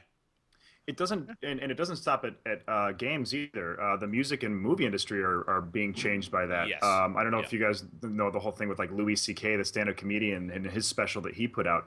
He produced the whole thing himself, directed it, and it was like $5, wasn't it? Yeah, just like $5. Yeah, DRM free, $5 download off the website. And now the latest thing he's done is he's selling all of the tickets for his gigs himself. He's no Ticketmaster.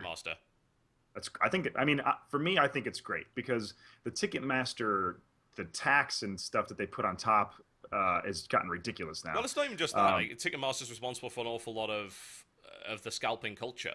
The idea of the people that buy the tickets are not the fans. People always say, oh, this gig sold out in 20 minutes, must be really popular. What that really means is that 90% of the tickets were bought up by scalpers who then resell them. And, it's a pretty disgusting thing to be. It's not a good culture at all. It screws people over.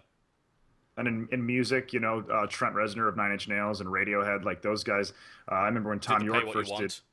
Yeah, in rainbows. Yeah, It was yeah. like pay whatever you want, and it did really, really well. And Trent Reznor, I can't remember which CD he put out that did the same thing. It was but it wasn't the Ghosts? last one that he Was it did. Yeah. Ghosts or something Sir- like that?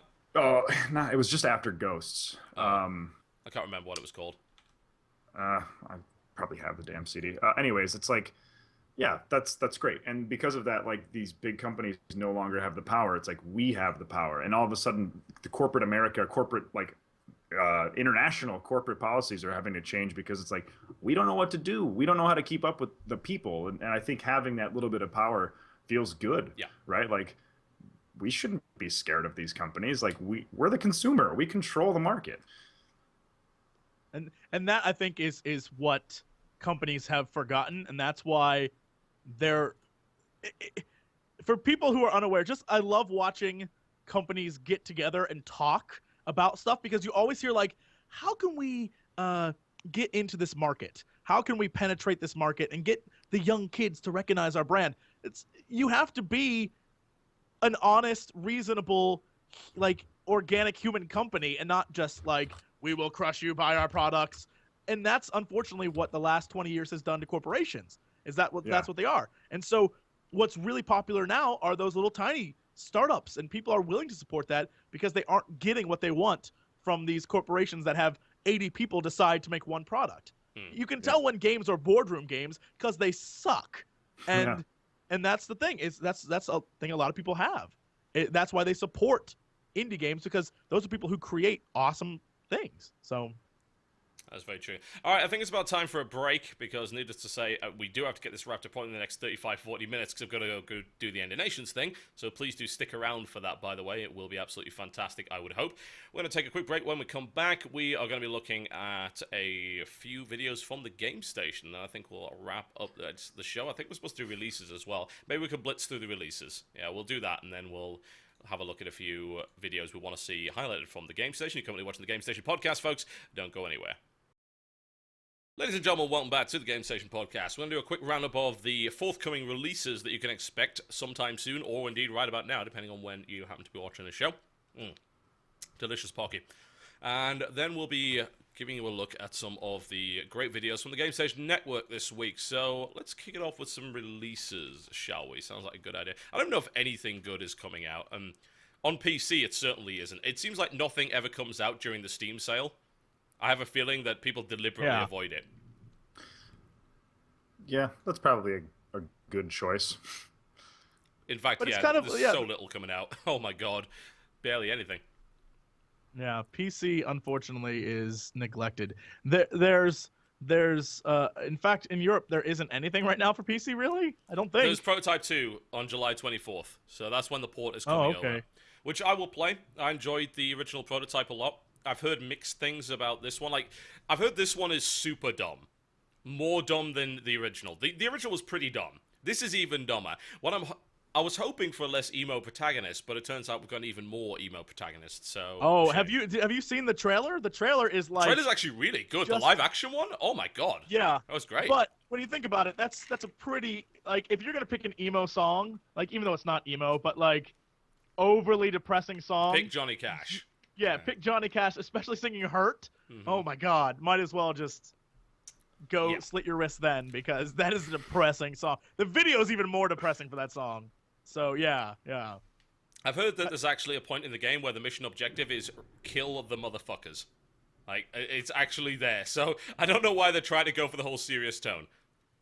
I kind of imagine, like, I haven't played the game, but I imagine that... I played the first one, but I haven't played the second. I imagine that at that point in the game, you, the player, should feel that feeling as well. Like, something horrible has just happened. Like, it's the only time that's an acceptable title.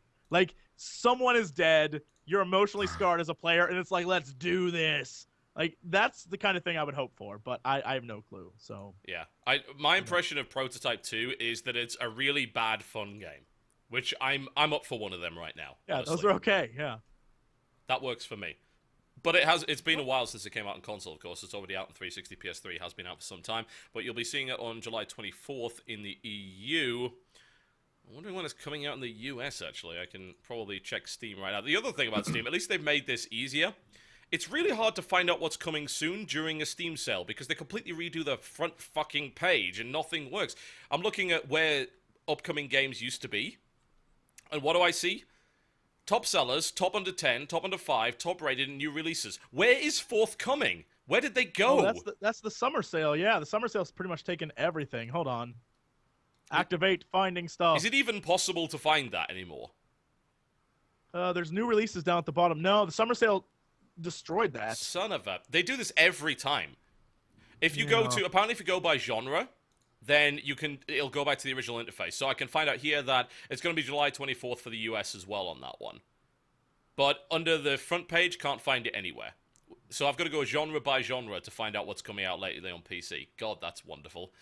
I love the idea that, like, all right, we're not going to show them what's coming up. We're just going to so show they them have what they to can get buy the stuff nice and cheap. Yeah. Rather than, like, here, buy the stuff and then look what's cut. Like, look, what else do you have to look forward to? People aren't going to be discouraged at buying things during the Steam sale. It's like giving crack to a crackhead, or that's probably not a great analogy. Good call, buddy. Good call. Like giving crack it's like to a crackhead. To a crackhead. I'm a scholar, everybody. Have you seen the other PC releases? I mean, I think in the next week. Bugger all. I don't know any, like, there's name some weird recognition stuff here, wise, actually. I don't know them. Yeah, what have we got? So, over the next couple of days, on July 19th, we've got Maestia Rise of Kalados, which I've never heard great of. Name. Don't know what it is, though. As far as I'm aware, it's not going to be on Steam. I have to assume anything called that's got to be an RPG. So let's have a look into genres. Coming soon. Nope. Maestia. Nope. Not a damn thing under that. So I have no idea what this game is. So let's find out. I'm gonna Google search this thing. Yeah. It's a top-notch 3D fantasy. Oh, it's an MMO. All right. Okay. Oh well, there you go. Never mind then. That happened. Yeah. Once you reach like MMO you've never heard of, then you're just like, I feel bad. This looks Korean. This looks really Korean. As soon as I saw the splash at the top. Although actually no, this might be German. Huh. That's interesting. It actually might be German. I'm interested. Sort of. It's a free-to-play game, needless to say. But yeah, that's odd. Huh. I probably say that more in my everyday life than I should. Oh, this looks Korean. Gravity Interactive. Where have I heard of those? I've heard of Gravity Interactive. Why have I heard of Gravity? Let's find out. Gravity Interactive, what have they made? Yeah, they're Korean. They're Korean. I knew it. I bloody knew it. I love they're Korean. Oh boy. Oh god. The only thing missing is an old woman next to you like, I told you, John! Those Koreans! They are everywhere! Oh, they're Korean! Oh, they're Koreans! Oh, them and their Kia Spectras driving around the road.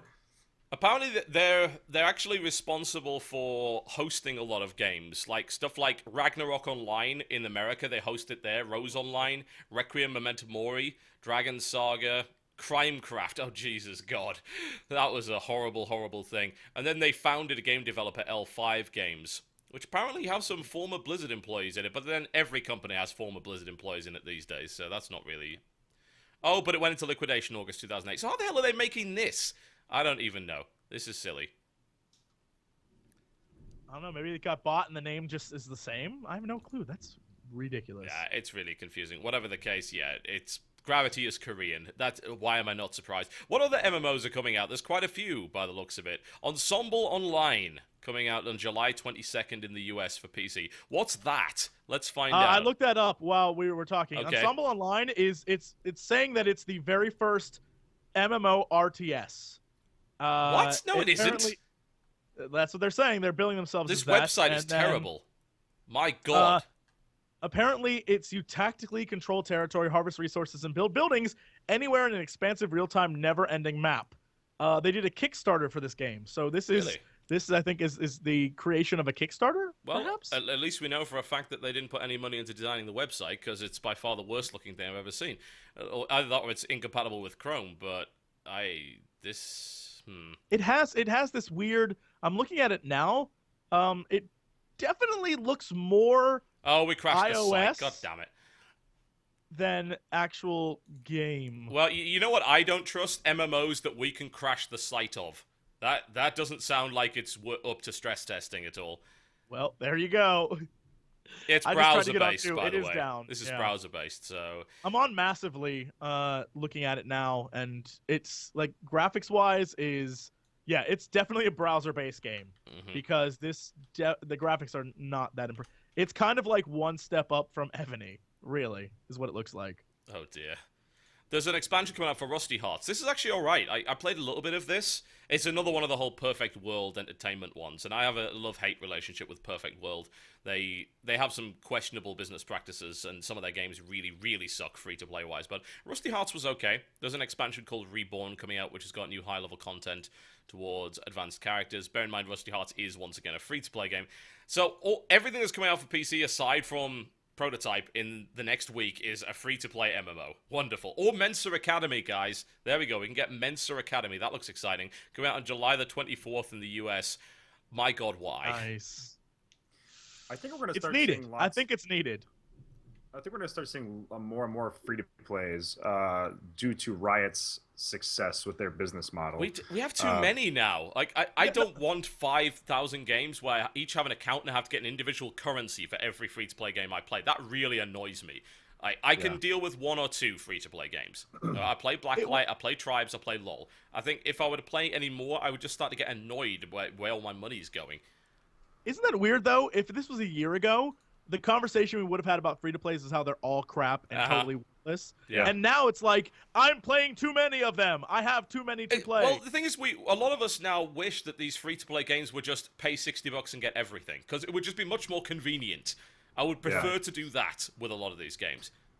Although, like, back, I guess, to people like me who tend to spend too much if they're allowed to, I have played LoL. I have not, for a year or so now, I have not spent one dime on that game because I'm just like, I don't want to do it. I know I'm just going to spend a bunch of money. I'll spend it's also IP a fair and I'm model. totally fine You don't with that. have to. Like they Right. they do a free champion rotation. Unlocking champions doesn't cost that much with in-game currency. It's okay, and you don't need skins. And trust me, if you did get into skin buying, you would buy them. You would. Before I got everything unlocked for me, I must have sunk $200 into that game anyway. So they got their money's worth out of me. Hawken, I feel like, might be the same way when that comes out, the first-person mech shooter, because it's Yeah. like, it's going to be no. free to play. What? I think someone just linked this too, but have you guys seen the controller for that? The like Hawken? mechs. Oh, that Yes. thing? Yeah, I am Holy all over crap. that thing. I might have to play it just for If that damn this thing is controller. also compatible with MechWarrior Online, then I am buying it immediately. It's a glorious piece of hardware. Yeah, it The reminds me of superfluous, the don't need it, set but it's from amazing. Steel Battalion, the Xbox game. That's what it looks like. Oh yeah, I am all over that. I love my mech games and MechWarrior Online and Hawken, and of course MechWarrior Tactics as well, which I'm really looking forward to.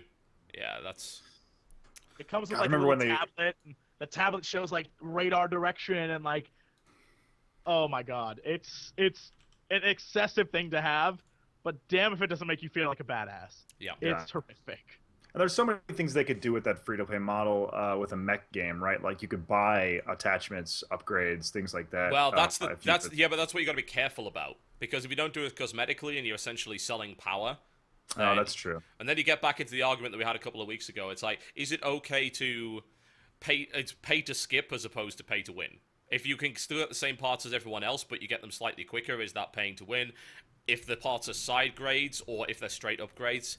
I think with MechWarrior you can probably get away with it, because the way MechWarrior 3... I played a ton of MechWarrior 3. I actually used to play clan play on Microsoft The Zone. Holy shit, that was terrible. And I played a lot of MechWarrior 3, and there was a balance issue with heavy autocannons. I think extended range autocannons were in balance because they had too much knockback. So like you just keep spamming them at an enemy mech and they couldn't shoot you back. So that was terrible. But and flamethrowers were a bit imber too. But aside from that, the game was designed. They just didn't do it properly. The game was designed so that the weapons all had different drawbacks. Like you can get the biggest gun, but it's going to weigh a lot. It's going to take a lot of energy. Like if I just load myself up with extended range PPCs, which plasma projection cannons, then I'm going to have to put a lot of heat sinks on my mech, which takes away space I could have otherwise just done put armor plates on, or more weapons, or more systems. So it's very well balanced that way. I think because there's so many components, you can balance that quite nicely. With something like, say, Call of Duty, you've got, a grenade, item, and 2 guns. It's really hard to balance that and make everything a side grade. More often than not, you're going to find that something is more powerful than something else. Yeah, and of course, somebody's going to find out what that is early on, exploit it. Yeah, it's like with Black Ops, the first thing that people started doing was AK-74U with Warlord, Grip, and Rapid Fire, because that just dominated everything for a while, and then the FAMAS and the AUG were considered to be really easy, really good weapons, and it's not all that well balanced. But with MechWarrior, considering you can have almost 16 weapons or more on your mech, you can balance it that way. Yeah, so. Yeah. Modern Warfare 2, I got so many nukes in that game only because it was just like, you know what, I'm going to do it. I'm going to go dual G18s. I'm going to run around. I'm going to kill every fucking person. And then I'm going to nuke you and be like, what up, bitches? And yeah, I was that guy. But like, hey, I had like 50 nukes. So yeah, somebody's going to exploit it. Yeah, that's just fact. So this guy. Yep. Aside from that, what else is coming out? There is actually a major release that we haven't really talked about. In fact, there are 2. The first one is Kingdom Hearts. Kingdom Hearts 3D Dream Drop Distance. That's contender for stupidest title of the year right there. I like Kingdom Hearts as a series. I think it's creative, but much like Final Fantasy VII, they are milking the hell out of this one. Like, when Square finds something they love, they will not let it go. If it makes them money, they're just like, make 50 of them. And that's, I think, what they're doing with this. It's 3DS as well, so it's obviously aimed at Japan. The 3DS is major in Japan at the moment, so of course you're going to make games like that. People keep asking, why are you making Monster Hunter for 3DS? No one in the West cares about that. Yeah, but Capcom doesn't care about the West. This is what you got to understand. They're putting it on 3DS because the 3DS is super popular in Japan right now. Simple as that. With that said, though, I think that this new one, I know a few of the other Kingdom Hearts games were kind of junky, but I played this one at E3, and it seemed pretty good. So, I mean, I don't have experience. The only time I actually played through any Kingdom Hearts games were 1 and 2 on, like, PS2, way back when. Ever since then, it's like, meh. You know, so, I like the fact that a lot more RPGs are coming on portable devices now, because I think the last thing I want to do, if I'm playing a console, there's certain kinds of games that I feel good playing on a console now, some that I don't. Right now, the things I'm playing on console are Twisted Metal and Awesome Nauts. Those are the kind of games I want to play on console. I don't want to play an RPG. Yes, best intro to any game ever. We'll find the extended version of the song, and we'll play it at the end of the show. But RPG on a handheld is good because if I'm going to play on a handheld, I'm probably going to be in a situation where I can't go anywhere for a while. Like, I'll be on a plane. That's usually the biggest reason. If I want to sink myself into something, an RPG is perfect for that. Fantastic for that. And often doesn't require a lot of brain power either. I can never play strategy games on planes because I'm too terrified the plane's going to fall out of the sky. So I want to play something that immerses me but doesn't require too much thought. And an RPG is usually good for that. What was the original Game Boy Zelda? Legend of Zelda, the one with the whale, and it was the dream one. Christ. What was the name of that? Oh, you're killing me. I'm not a Zelda fan, man. I don't know. Well, this one, I'm sure chat in a second will get it, but I remember being very young, and my Game Boy was like, that was before I owned a Nintendo or Super Nintendo. Link's Awakening, that's what it was. Oh, yeah, of course. Before I owned a Nintendo or Super Nintendo, I had my Game Boy. And this was my thing. My parents were like, enjoy, have fun. And that saved me, that one game, Link's Awakening, saved me from hours of boredom. Being a single child, driving around with your parents, that's your go-to. Yeah. And so I can understand how RPGs, I mean, it's better than, at the time it was like Tetris and like Mario Game Boy thing. Like, this one was totally different. An RPG on a handheld, that does a lot for anyone. Yeah, I think so. And like the 3DS is good enough, especially like cartoony graphics wise. You can definitely do it on a 3DS. It's totally good enough for that. I got really into Pokemon, 7th, 8th grade, even in 9th grade.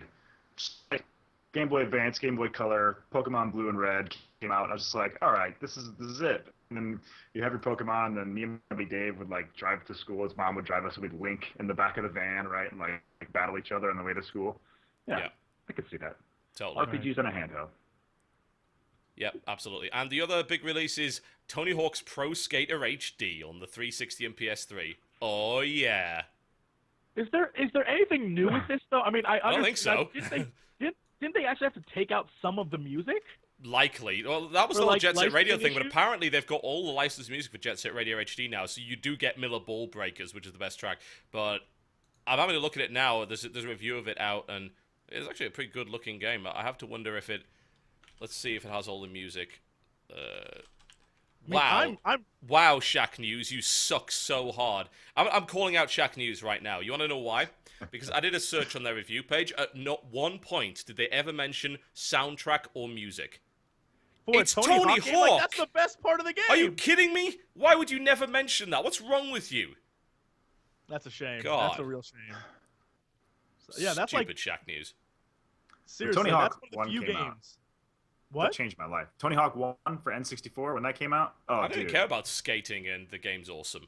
Yeah. Yeah, right? The things that you could do, and then it's just like your favorite music when you're like that age, and the Yeah. music is like everything. You're like, this is awesome. Tony Yeah. Hawk, actually, that game is what got me like into Motorhead. Like I had known of Motorhead, and then like I played Tony Hawk, and I was like, I love Motorhead. And then I just downloaded everything. I'm like, this is great. Everyone remembers Yeah. Superman, I think. Was that Tony Hawk's Pro Skater 2 that had Superman? I think it was. Yeah, I think... you don't even remember that song, Goldfinger? really? Goldfinger, yeah, Goldfinger? Goldfinger Yeah, Superman. yeah. Don't worry. Oh, I remember. I was just like, Superman as in like the Goldfinger song? Yeah. Or as in the superhero? I was like, what are you Yeah, talking about? Yeah, the Goldfinger song. Anyway, that's out. Apparently, it's all right. Like, I think it might be coming to PC at some point, actually. I've heard rumors of it. If it does, I'll be pretty happy with that. Yep, later date for Microsoft Windows. So yes, we get to play Tony Hawk's Pro Skater HD. I'm all over that. That game was so much fun. Oh yeah, the soundtrack. Yeah, it's got Goldfinger. Nice. It's a half the soundtrack will contain songs from the first two Tony Hawk's Pro Skater songs. And one? it's got Bad Religion, You. That was a great track. Power Man 5000, When Worlds Collide. Bring the Noise, Public Enemy, and Anthrax. Yeah, it's got the best stuff, let's be honest. Oh, they don't have Guerrilla Radio. I loved that song. Oh, that's sad. That's sad. That was. Oh, Rage, what happened to you? Could they You just made my have youth so angsty. It's like, could just get rid of the Melancholy Melancholy song, and actually just give us back the Rage Against the Machine. That would be wonderful. But yeah, that's the roundup of this week's releases. Basically, bugger all, quite frankly. There you go. Not a huge amount for you. We're going to round up the spotlight videos from the Game Station this week, and then I'm going to sign off, because in about an hour, just over an hour, I'm going to be doing World Exclusive on End of Nations, so hopefully you guys actually stay tuned in for that. That would be great. All right, let's start off with your video, Jesse. What do you got for us? Okay, this week, very, very cool trailer from Hypixel. It's called Minecraft The Walls. It's a PvP survival map in Minecraft, and it's just a trailer for it. I assume if you go there, there'll be links and stuff to download. Yeah. Because I don't have the page up right now to actually look at it. But it's kind of awesome, the way it's set up. And I would just say watch the trailer, because it says it all. And it seems like something that is one of those things people are going to do just to get views, because you know it will be awesome. Yeah, most likely. YouTube.com/Hypixel for this, folks. Let's take a look.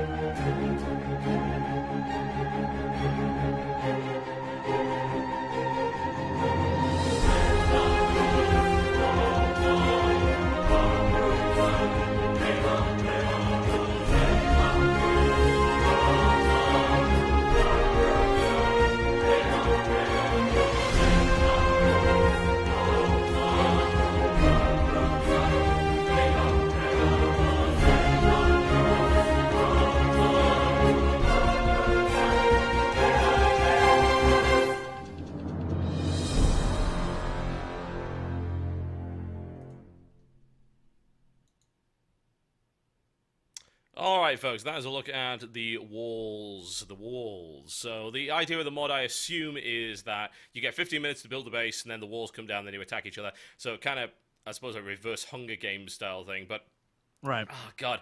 Am I the only one thinking that would be so much better in Terraria? Because, my God, combat in Minecraft looks fucking awful. I love... I think a few people mentioned this in chat, but the entire time I have a giant smile on my face because I love the fact that it's like over-the-top movie trailer-esque like music To the worst animations ever. The guys go like this, and it's amazing. And almost like the TNT launches at the guys, like they suddenly flash red and then disappear. It's like the guy gets buried in sand and then his head kind of pokes out and there's like nothing happens. Like, oh God.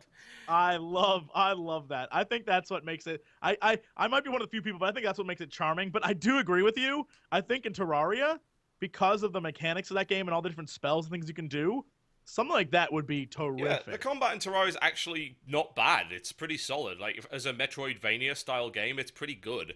So I would kill for that in that. Because, I mean, you can set up traps and things like that using in Terraria as well. You can do all that stuff. I would love to see that map come to Terraria. Minecraft is... it's a bad game to do that in. It's clearly not designed for fighting. The combat is terrible. With that said, though, I Minecraft think... fans. Yeah, the Hardcore. idea and the fan base... That will take off. Oh, yeah, it's love cool. the fact that it's all automated. Because most of these, where you see like the Hunger Games-esque style things, where it's people just like, we're going to do this for fun. There's been a This number sets of it up, those like- already, like Hunger Games mods, and it's a good thing to do as well. I think Hunger Games is something that you could very easily do in a multiplayer setting. There was one game, what game was it that I said should have a Hunger Games mod? I can't remember which one it was, but I would love to see Hunger Games mods for a great deal of different games. Let me put it that way. It would work just so very, very well. Yeah, I mean, the concept is so brilliant that it works in any game. Like the idea of you have all these people competing against each other, and the last one. I mean, that's just common sense. That's something people could enjoy all the time. So, Dead Rising 2. That's a great game to have a Hunger Games mod in. Holy shit. oh my god, That would be brilliant. that would be hilarious. That Capcom needs to get on that right now. Just a mall filled with crazy nonsense. That would be brilliant. And really hiding all the really good weapons. Like you meet somebody try to beat them to death with a teddy bear. Yeah, run them over with a shopping cart. That's sick. Oh yeah, I think it was Armor 2. Yes, it was Armor 2 I said that I really wanted Hunger Games for. That makes perfect sense. I mean, DayZ is basically that anyway. I was about to say, So isn't that easy to do that DayZ? for Armor 2. Zombies. Yeah, that would be great. I'd definitely love to see that. Saints Row would work pretty well with that as well, I guess. That would be pretty fun.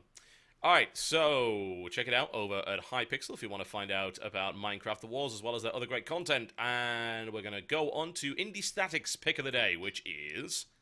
We are going to look at a video by the great JonTron. JonTron, if you know his content, his videos, he's crazy. He's a crazy genius. I love the guy so much, and everything he makes. I love the fact that he's like a crazy dude with his ideas, but he's a very intelligent man. Yes. And putting those things together is hilarious. And today he's talking about the movie Birdemic, which I don't know if you've seen the movie at all. It is the worst. It's up there with like Troll 2 as like one of the worst, like the best worst movies ever. Oh my. Okay, yeah. Okay. So you can imagine like the movie Birds, except worse, like much, much, much worse. It's mostly just exposition during the dialogue, really like scenes that don't matter, that don't need to be in there. And then when the birds come in, oh, it's the best. It's like if you're like editing to the nth something. degree. If you have like, so picture like these birds just being right here, like these are two birds, and wherever the camera moves, the birds are just static because they don't know how to like move the birds. Oh, they God. just move the camera. It's like an overlay of birds. Oh, anyways, all right, let's take a look. Birdemic John has by some things to say. JonTron Show, folks, is the name of the site. YouTube.com/JonTron Show for his channel. Let's take a look. Hey Jacques, guess what? Today's a special day. I'm not going to do that. Well, that's right, because today we're doing a video about birds. How dare you say that to me? You know my mother was a bird. Well, yes, yeah, I'm aware. Are you trying to give birds a worse name than they already have? Has Pigeon Poopenheimer not done enough? How dare you say that to me? You know my mother was Pigeon Poopenheimer. This movie right here, Birdemic, Shock and Terror. There is nothing that can prepare you for this. Now, for better or for worse, this is gonna change your life, and I'm gonna be the one to show you the light. So let's cut to the chase, and I'll take a gander. Get it? It's like a goose! At Birdemic Shark and Tear, there's nothing in here. I've cheated you. I've cheated all of you, and you didn't even notice. So, as you can see, our film of the hour begins with a wonderful Sunday drive through the hillside. You know, I gotta say, it's really progressive of the people who made this movie to hire a cameraman with only one arm. I know this overture stuff is sorta here to set the mood, so hey, if the mood they were going for was sleepy, hold on to your hats, because you're gonna slump over and it's gonna fall off. Seriously, this goes on for the first 3.5 minutes of the movie. Finally. Let's get a good shot of that parking job. Excellent. Hey, if this guy acts as good as he parks, I think we're in for a hell of a ride. Hey, what you looking for? The director? Yeah, I know. I don't see him either. And introducing the world's first synthetic actor.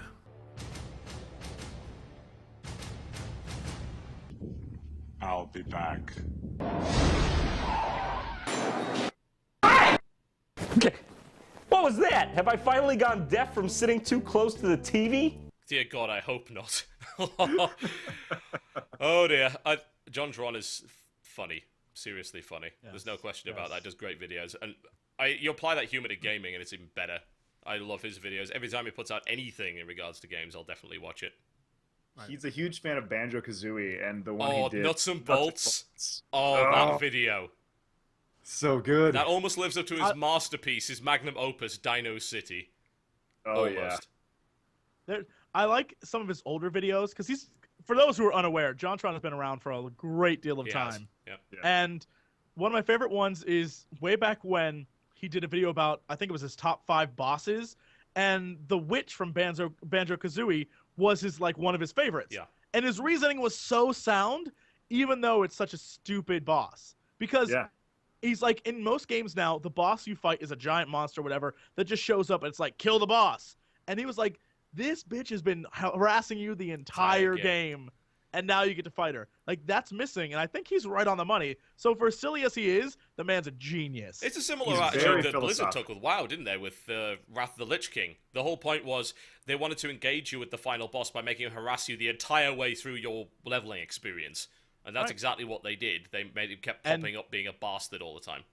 And I would say that almost attributes to the fact that that's why that was the most popular expansion. It got more people involved, and more people stayed longer because of that. Even though it wasn't particularly good. I mean, it's the end game at any rate, but the leveling was certainly the most engaging they've ever done, and that was probably the main reason for it, that and extra variety. But we don't want to talk about WoW because we'll be here all day. But there you go. Check it out, folks. The Birdemic video from John Tron Show. That's youtube.com/John Tron Show. Last but by no means least, I'm going to bring on mine. Now, I've been watching this guy for a while. He's only recently joined the game station. He's Elder Geek. Puts out some really great analytical videos. Very mature, obviously grown up. Elder Geek. Yeah, that's fairly obvious. And this one is about a forthcoming game that's going to be using a heartbeat sensor to figure out how scared you are so it can scare you more. It's called Nevermind. The hell. Oh no. Let's take a look. Nevermind is a PC game designed by a team of University of Southern California students led by Aaron Reynolds. To quote from their website, Nevermind is a psychological horror puzzle game that utilizes biofeedback and challenges the player to stay calm in uncomfortable situations. Adding to that, I'll mention that in the game you are a doctor who enters the minds of traumatized patients who need your help to discover the repressed memories that are troubling them today. The biofeedback sensor consists of a chest strap which fits just under your man or lady boobs and above your heart, which feeds data about your heart rate to a USB Bluetooth receiver. As you become more stressed or anxious, which the game will make you, Nevermind becomes more audibly and visually uncomfortable. If you are able to calm yourself down, the game returns to normal, or Nevermind's creepy and scary equivalent. If not, you are sent back to the in-game lobby, which can be considered dying.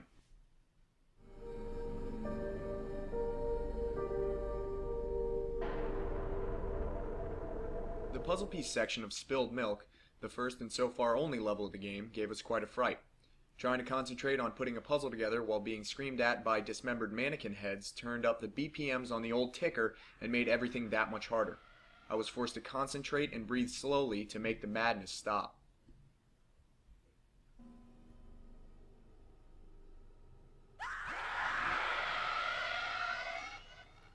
fuck everything about this game. No way. Dear God, no way. Oh my. I am literally in a state of like just shock that this is college students on the border of mad scientry. Like, That's exactly what it is. Jesus, no. Why would this exist? I love how There's it's no way I like could play that. No. it's like it's gonna monitor your heart rate, and the higher it goes, then it's gonna just freak. Like, we're gonna make you have a heart attack, fool. Like, no. Why Time would for you some do this to people? bandwagoning, Jesse. Let's get some Let's Plays done. Oh dear God! Like, I have limits. Even I have this is, you know what's gonna happen. No, here's the deal. I'm happy this exists. I think if anything, we should force all scary game Let's Players to play this to figure out if they're really scared or if they're just overreacting for the sake of the camera. Give and it to PewDiePie money. and see if he Boom. has an actual heart attack. Like, see if he dies on camera. Because if that's the That's case, what I'm saying. we've done the world a wonderful, wonderful service. That's what I'm saying. Oh Jesus. You guys wanted to. You guys should And also so check many out- people are going to take that seriously. It's like, I've got 10-year-olds from PewDiePie saying, oh my God, how can you say that? Oh my God. It's like, guys, it's a joke, you dumb fucks. Jesus. Oh my God. Check out. You guys should check out Deep Sea also if you want a game that's really gonna fucking give God. to you. Are there sharks in check that that game? out. I can't do games with sharks. I No, can't. you wear. What? You have a mask. You wear a mask. You cannot see anything. It's all audio. Oh. And like it's like Kinect sensor and audio. It's Fuck that. Oh my God. That sounds horrendous. What is the purpose of that game? Like, it's deep freak you the sea. fuck Like, out. you're in the. you crash just in the land, water? you're like a space marine or something, and you crash land into the water, and then there are monsters in the water, so you have to find your way back to this homing beacon, just using your like sensory stuff, so just ears and Yeah, but how do you know if you die? Like, I don't know. Just watch it's like a prototype. It's like Johann I think that's Sebastian a good Joust. It's not mental really- breakdown. That game. Oh, that game. Johann Sebastian Joust. Once it comes out, we've got to play that. That's going to be a TGS thing. It's great. I love it. Anything where you're in, that's my fear. Anything where you're in water and you're you're completely in no control of your environment scares the crap out of me. Like, I can't handle that. We're going to The force you ocean, to play this game. Wow. The ocean and I, we are enemies. We do not get along. Like, a pool is about as much water as I can handle. The ocean, I'm like, keep me out of there. There's a video of Deep Sea, and they're showing it, not to take away from the video we just watched, but they're at GDC, and they're putting this stuff on these people, and there's like a whole crowd watching them, and the reaction of people like flinching and having no, and everyone is Because laughing they at can't them. see, so it's all about what they hear. Yeah, that's actually really cool. Oh, no. I'd love to see that. But yeah, check them out, folks. That's Elder Geek on YouTube. Elder Geek's great. Yeah, they've been making some great stuff for a very long time now. They don't get enough views, so it would be really good if you could go and fix that, please. Yeah, As yeah. regards to what their actual channel is, it's not what you might think. You need to go to eldergeek.com, spelt .com. So eldergeek.com. There you go. By all I know means. Randy personally. Randy's an awesome dude. He and I did some collabs together, and he's great. So definitely go check that out. Yeah. All right, folks, we're about rounded up. So before we cap things off, I'd like to tell everyone about what we're doing this week. Before we do that, the Game Station's got some pretty cool stuff coming over on youtube.com/thegamestation. Jesse, you probably know more about this than we do. There's a bunch of stuff. Right now, I believe JonTron was just in a Iron Gamer. So if you like JonTron, you like his Wasn't the hilariousness. OGO and one they assault. did, right? If I recall correctly. Yes, for a beach volleyball. I think it's called Windjammers was the game. Windjammers, yeah. That was kind of cool. I watched that. That was funny. And then I think today they just posted the Course the Force run thing that we did, which was kind of cute. And then, but that's more, there isn't actually a game in there, but it's still, it's still pretty funny. Shameless self-promotion over on the YouTube channel Lore. YouTube.com/Lore. Lore. Yeah. Yeah, where they do all those great animations with Lore and stuff. I just did a Final Fantasy VII one. Oh my. Yes, and it's basically all the events leading up to the game in a minute. Right, so if you have a minute of time, that's a thing for you. You're aiming to beat mine, aren't you? Because you picked the Final Fantasy VII one. I think I have the most views on that channel, if I recall correctly, because I think the League of Legends video I did. I think I might with Elder Scrolls, with Skyrim. You think? Let's find out. We're gonna find out who has the most I think views. my Skyrim one does. I think the League one might be the highest. What is it? I think the League of Legends one Portal might be got the highest. 1.2 million. That's pretty high. What Right. else? Where's the League one? Elder Scrolls has 2 million, and League is. Oh wow. Where's League? Oh, Can't find it. League's in third place. 1.9 Oh, million. that is 1.9 million. God damn it, guys! Come on, you Elder can do Scrolls, better than that. man. No, you should watch the Elder Scrolls one again. No, don't watch the Elder Scrolls one again. That's a terrible thing. I've pretty much done. How's I did Assassin's the Creed Valve lore got one. 2 million? That's. I guess that game doesn't make any fucking sense, so that's understandable. Yeah, after a few of those games, you're like, what is going on in this story? Yeah, so that. I was just happy that I got 1.2 million people that watched Warhammer 40,000 lore in about a minute. That was. And then we had a bunch of people rage because the animator made a very minor mistake. He put an Ultramarines battle barge in the picture defending Earth, when in reality the Ultramarines were fighting the Word Bearers somewhere else in the fucking galaxy at that time. It's like, oh my, yeah. Jesus Christ, that was close. I actually, yeah, that's what I like We about got those, storms going on right here. It's pretty much in a minute. That was thunder. Yeah, that was really close. I felt that. That was loud. It sounded like an airplane over your house or something. Yeah. But those lore videos are good, and they're only a minute of your time. So, and it's Half-Life. myself, Half-Life. TB, Dodger, Half-Life. pretty much. Half-Life. Oh yeah. I've done all the. Did you do any of those? Did you? Except Were for you Portal. I involved? didn't do Portal. I did the Metroid one as well. You did the Metroid one? Yeah. Yeah. So I did. There's a lot. Yeah. I did They're very- Fable, and I did Warhammer 40k, and I did League. I think those were the 3 that I did. I'll do a few more. I've been asked by them to do a few more, so I'll happily crank out a few more of those. I was I'm surprised the going to do- Half-Life one didn't get more views than it did. I feel like Half-Life is one of the most influential, at least first-person shooter games I ever Yeah, made. do you really need to know the Half-Life lore? Really? Right. Well, Yeah. I mean, I do.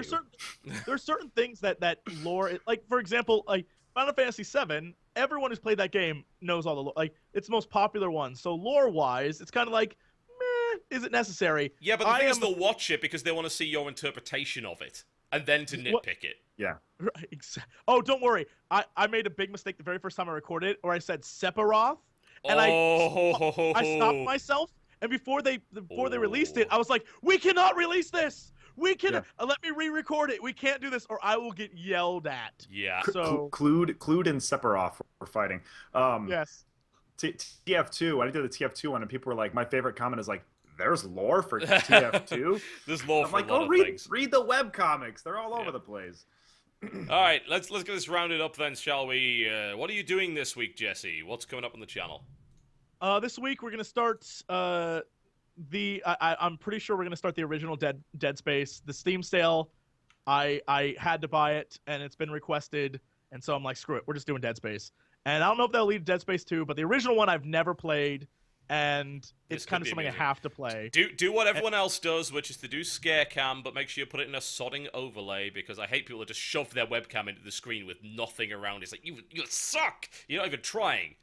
I almost feel like, I don't know why, but I almost feel like I just dislike scare cam, but everyone likes it. Everyone. I feel like the game should do its People whole want thing. a cam for me stuff, for but- I want to be the guy. They want a rage cam. I think rage cam hasn't been exploited enough yet. That's a possibility. Like just spittle flies at the screen. You see the face get gradually redder the further you go through. Yeah, that might work.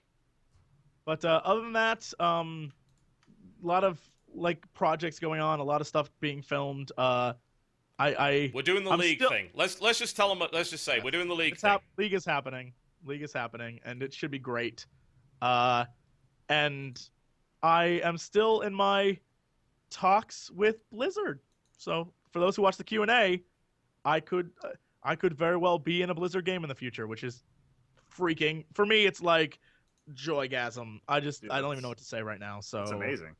Yeah. But we're in talks, which is like LA speak for it may never happen, but hey, we're at least talking to you. So, you know. Hey man, in LA, that's a big step for a lot of people out here. I've been out here for 2 years, and it's like, you know, that's huge for them to be looking at you. Also, you know, we are doing for our Minecraft server for the RPG we literally are redoing the entire. We're keeping everything, but we're making the map an actual real map, and we're adding stuff to it, so it's gonna be an actual cool thing. And I'm being bugged right now that not to forget the streams. Oh, this weekend, Guild Wars 2. I mean, you knew that though. Yeah. Everyone. Yeah, Guild everyone Wars knows 2 that. stream this Also doing weekend. Guild Wars 2. Everyone's doing it. Yeah, I don't expect to put out a huge amount of content because, again, everyone and their mother will. But yeah, I'll do a few bits here and there, and also do my final conclusions on that game before we actually see it come out and get released. So yeah, I think you'll see coverage from everyone. You'll get all of our opinions, and we'll get raged at because we don't tell you the game's perfect, because it isn't. But it's fun. So there you go. That's how it's gonna be. That's pretty much it. Yep. You know, this week is all about. Oh, actually, hold on. And Batman tomorrow night at midnight. Ah, I'm so excited. So excited. Josh, what you up to this week on your channel? My channel this week, it's funny, not just one thing, but a lot of things. I recently quit my day job, and I'm kind of attacking this indie games journalism full time. Yeah, join the club. Yeah, it's been great. I've made a lot of really wonderful connections, and I've made a lot of friends in the community. And actually, like getting credit for what you do, I think is like not any sort of ego thing, but just like feeling like you're actually a part of it is it's huge. Totally an ego thing. It's totally an ego thing. Okay, a little bit of an ego thing, but just knowing that people know who you are and they want to hear your opinion, and developers reach out to you and they're like, hey, review my game, or hey, check this out, or I'll be at PAX, I want to meet you, or whatever. It's been so great. So I've just like stepped down completely and I'm attacking this full time. So 7 uploads a week at least, you know, Monday through Sunday. Doing 3 reviews. I might do some, soundtrack reviews because, like we mentioned earlier, there's so many great game soundtracks that are coming out now. Like the indie, I think it's the game music bundle they keep putting out every now and again. I always download all of that because there's just so much. It's amazing. Great stuff. Yeah. Yeah. So yeah, doing that. My channel is kind of changing. I've got kind of something I can't really talk about right now, but it'll be like one of the biggest steps for me and my brand and you know, just like whatever. So that'll be announced hopefully within the next couple of weeks, but nice. All good things. And maybe playing some Tower Wars with TB. Yeah, why not? Maybe? Yeah, I'm going to do it with the missus first. Like, this is an announcement we'll put out. The very first Wife TF is coming. It's going to be me versus the missus in Tower Wars. We'll see whether or not it causes a major marital dispute. Those who don't know, we actually have some history there. We used to do a podcast together for a little while. So, yeah, we're going to play Tower Wars against each other. That's coming forward.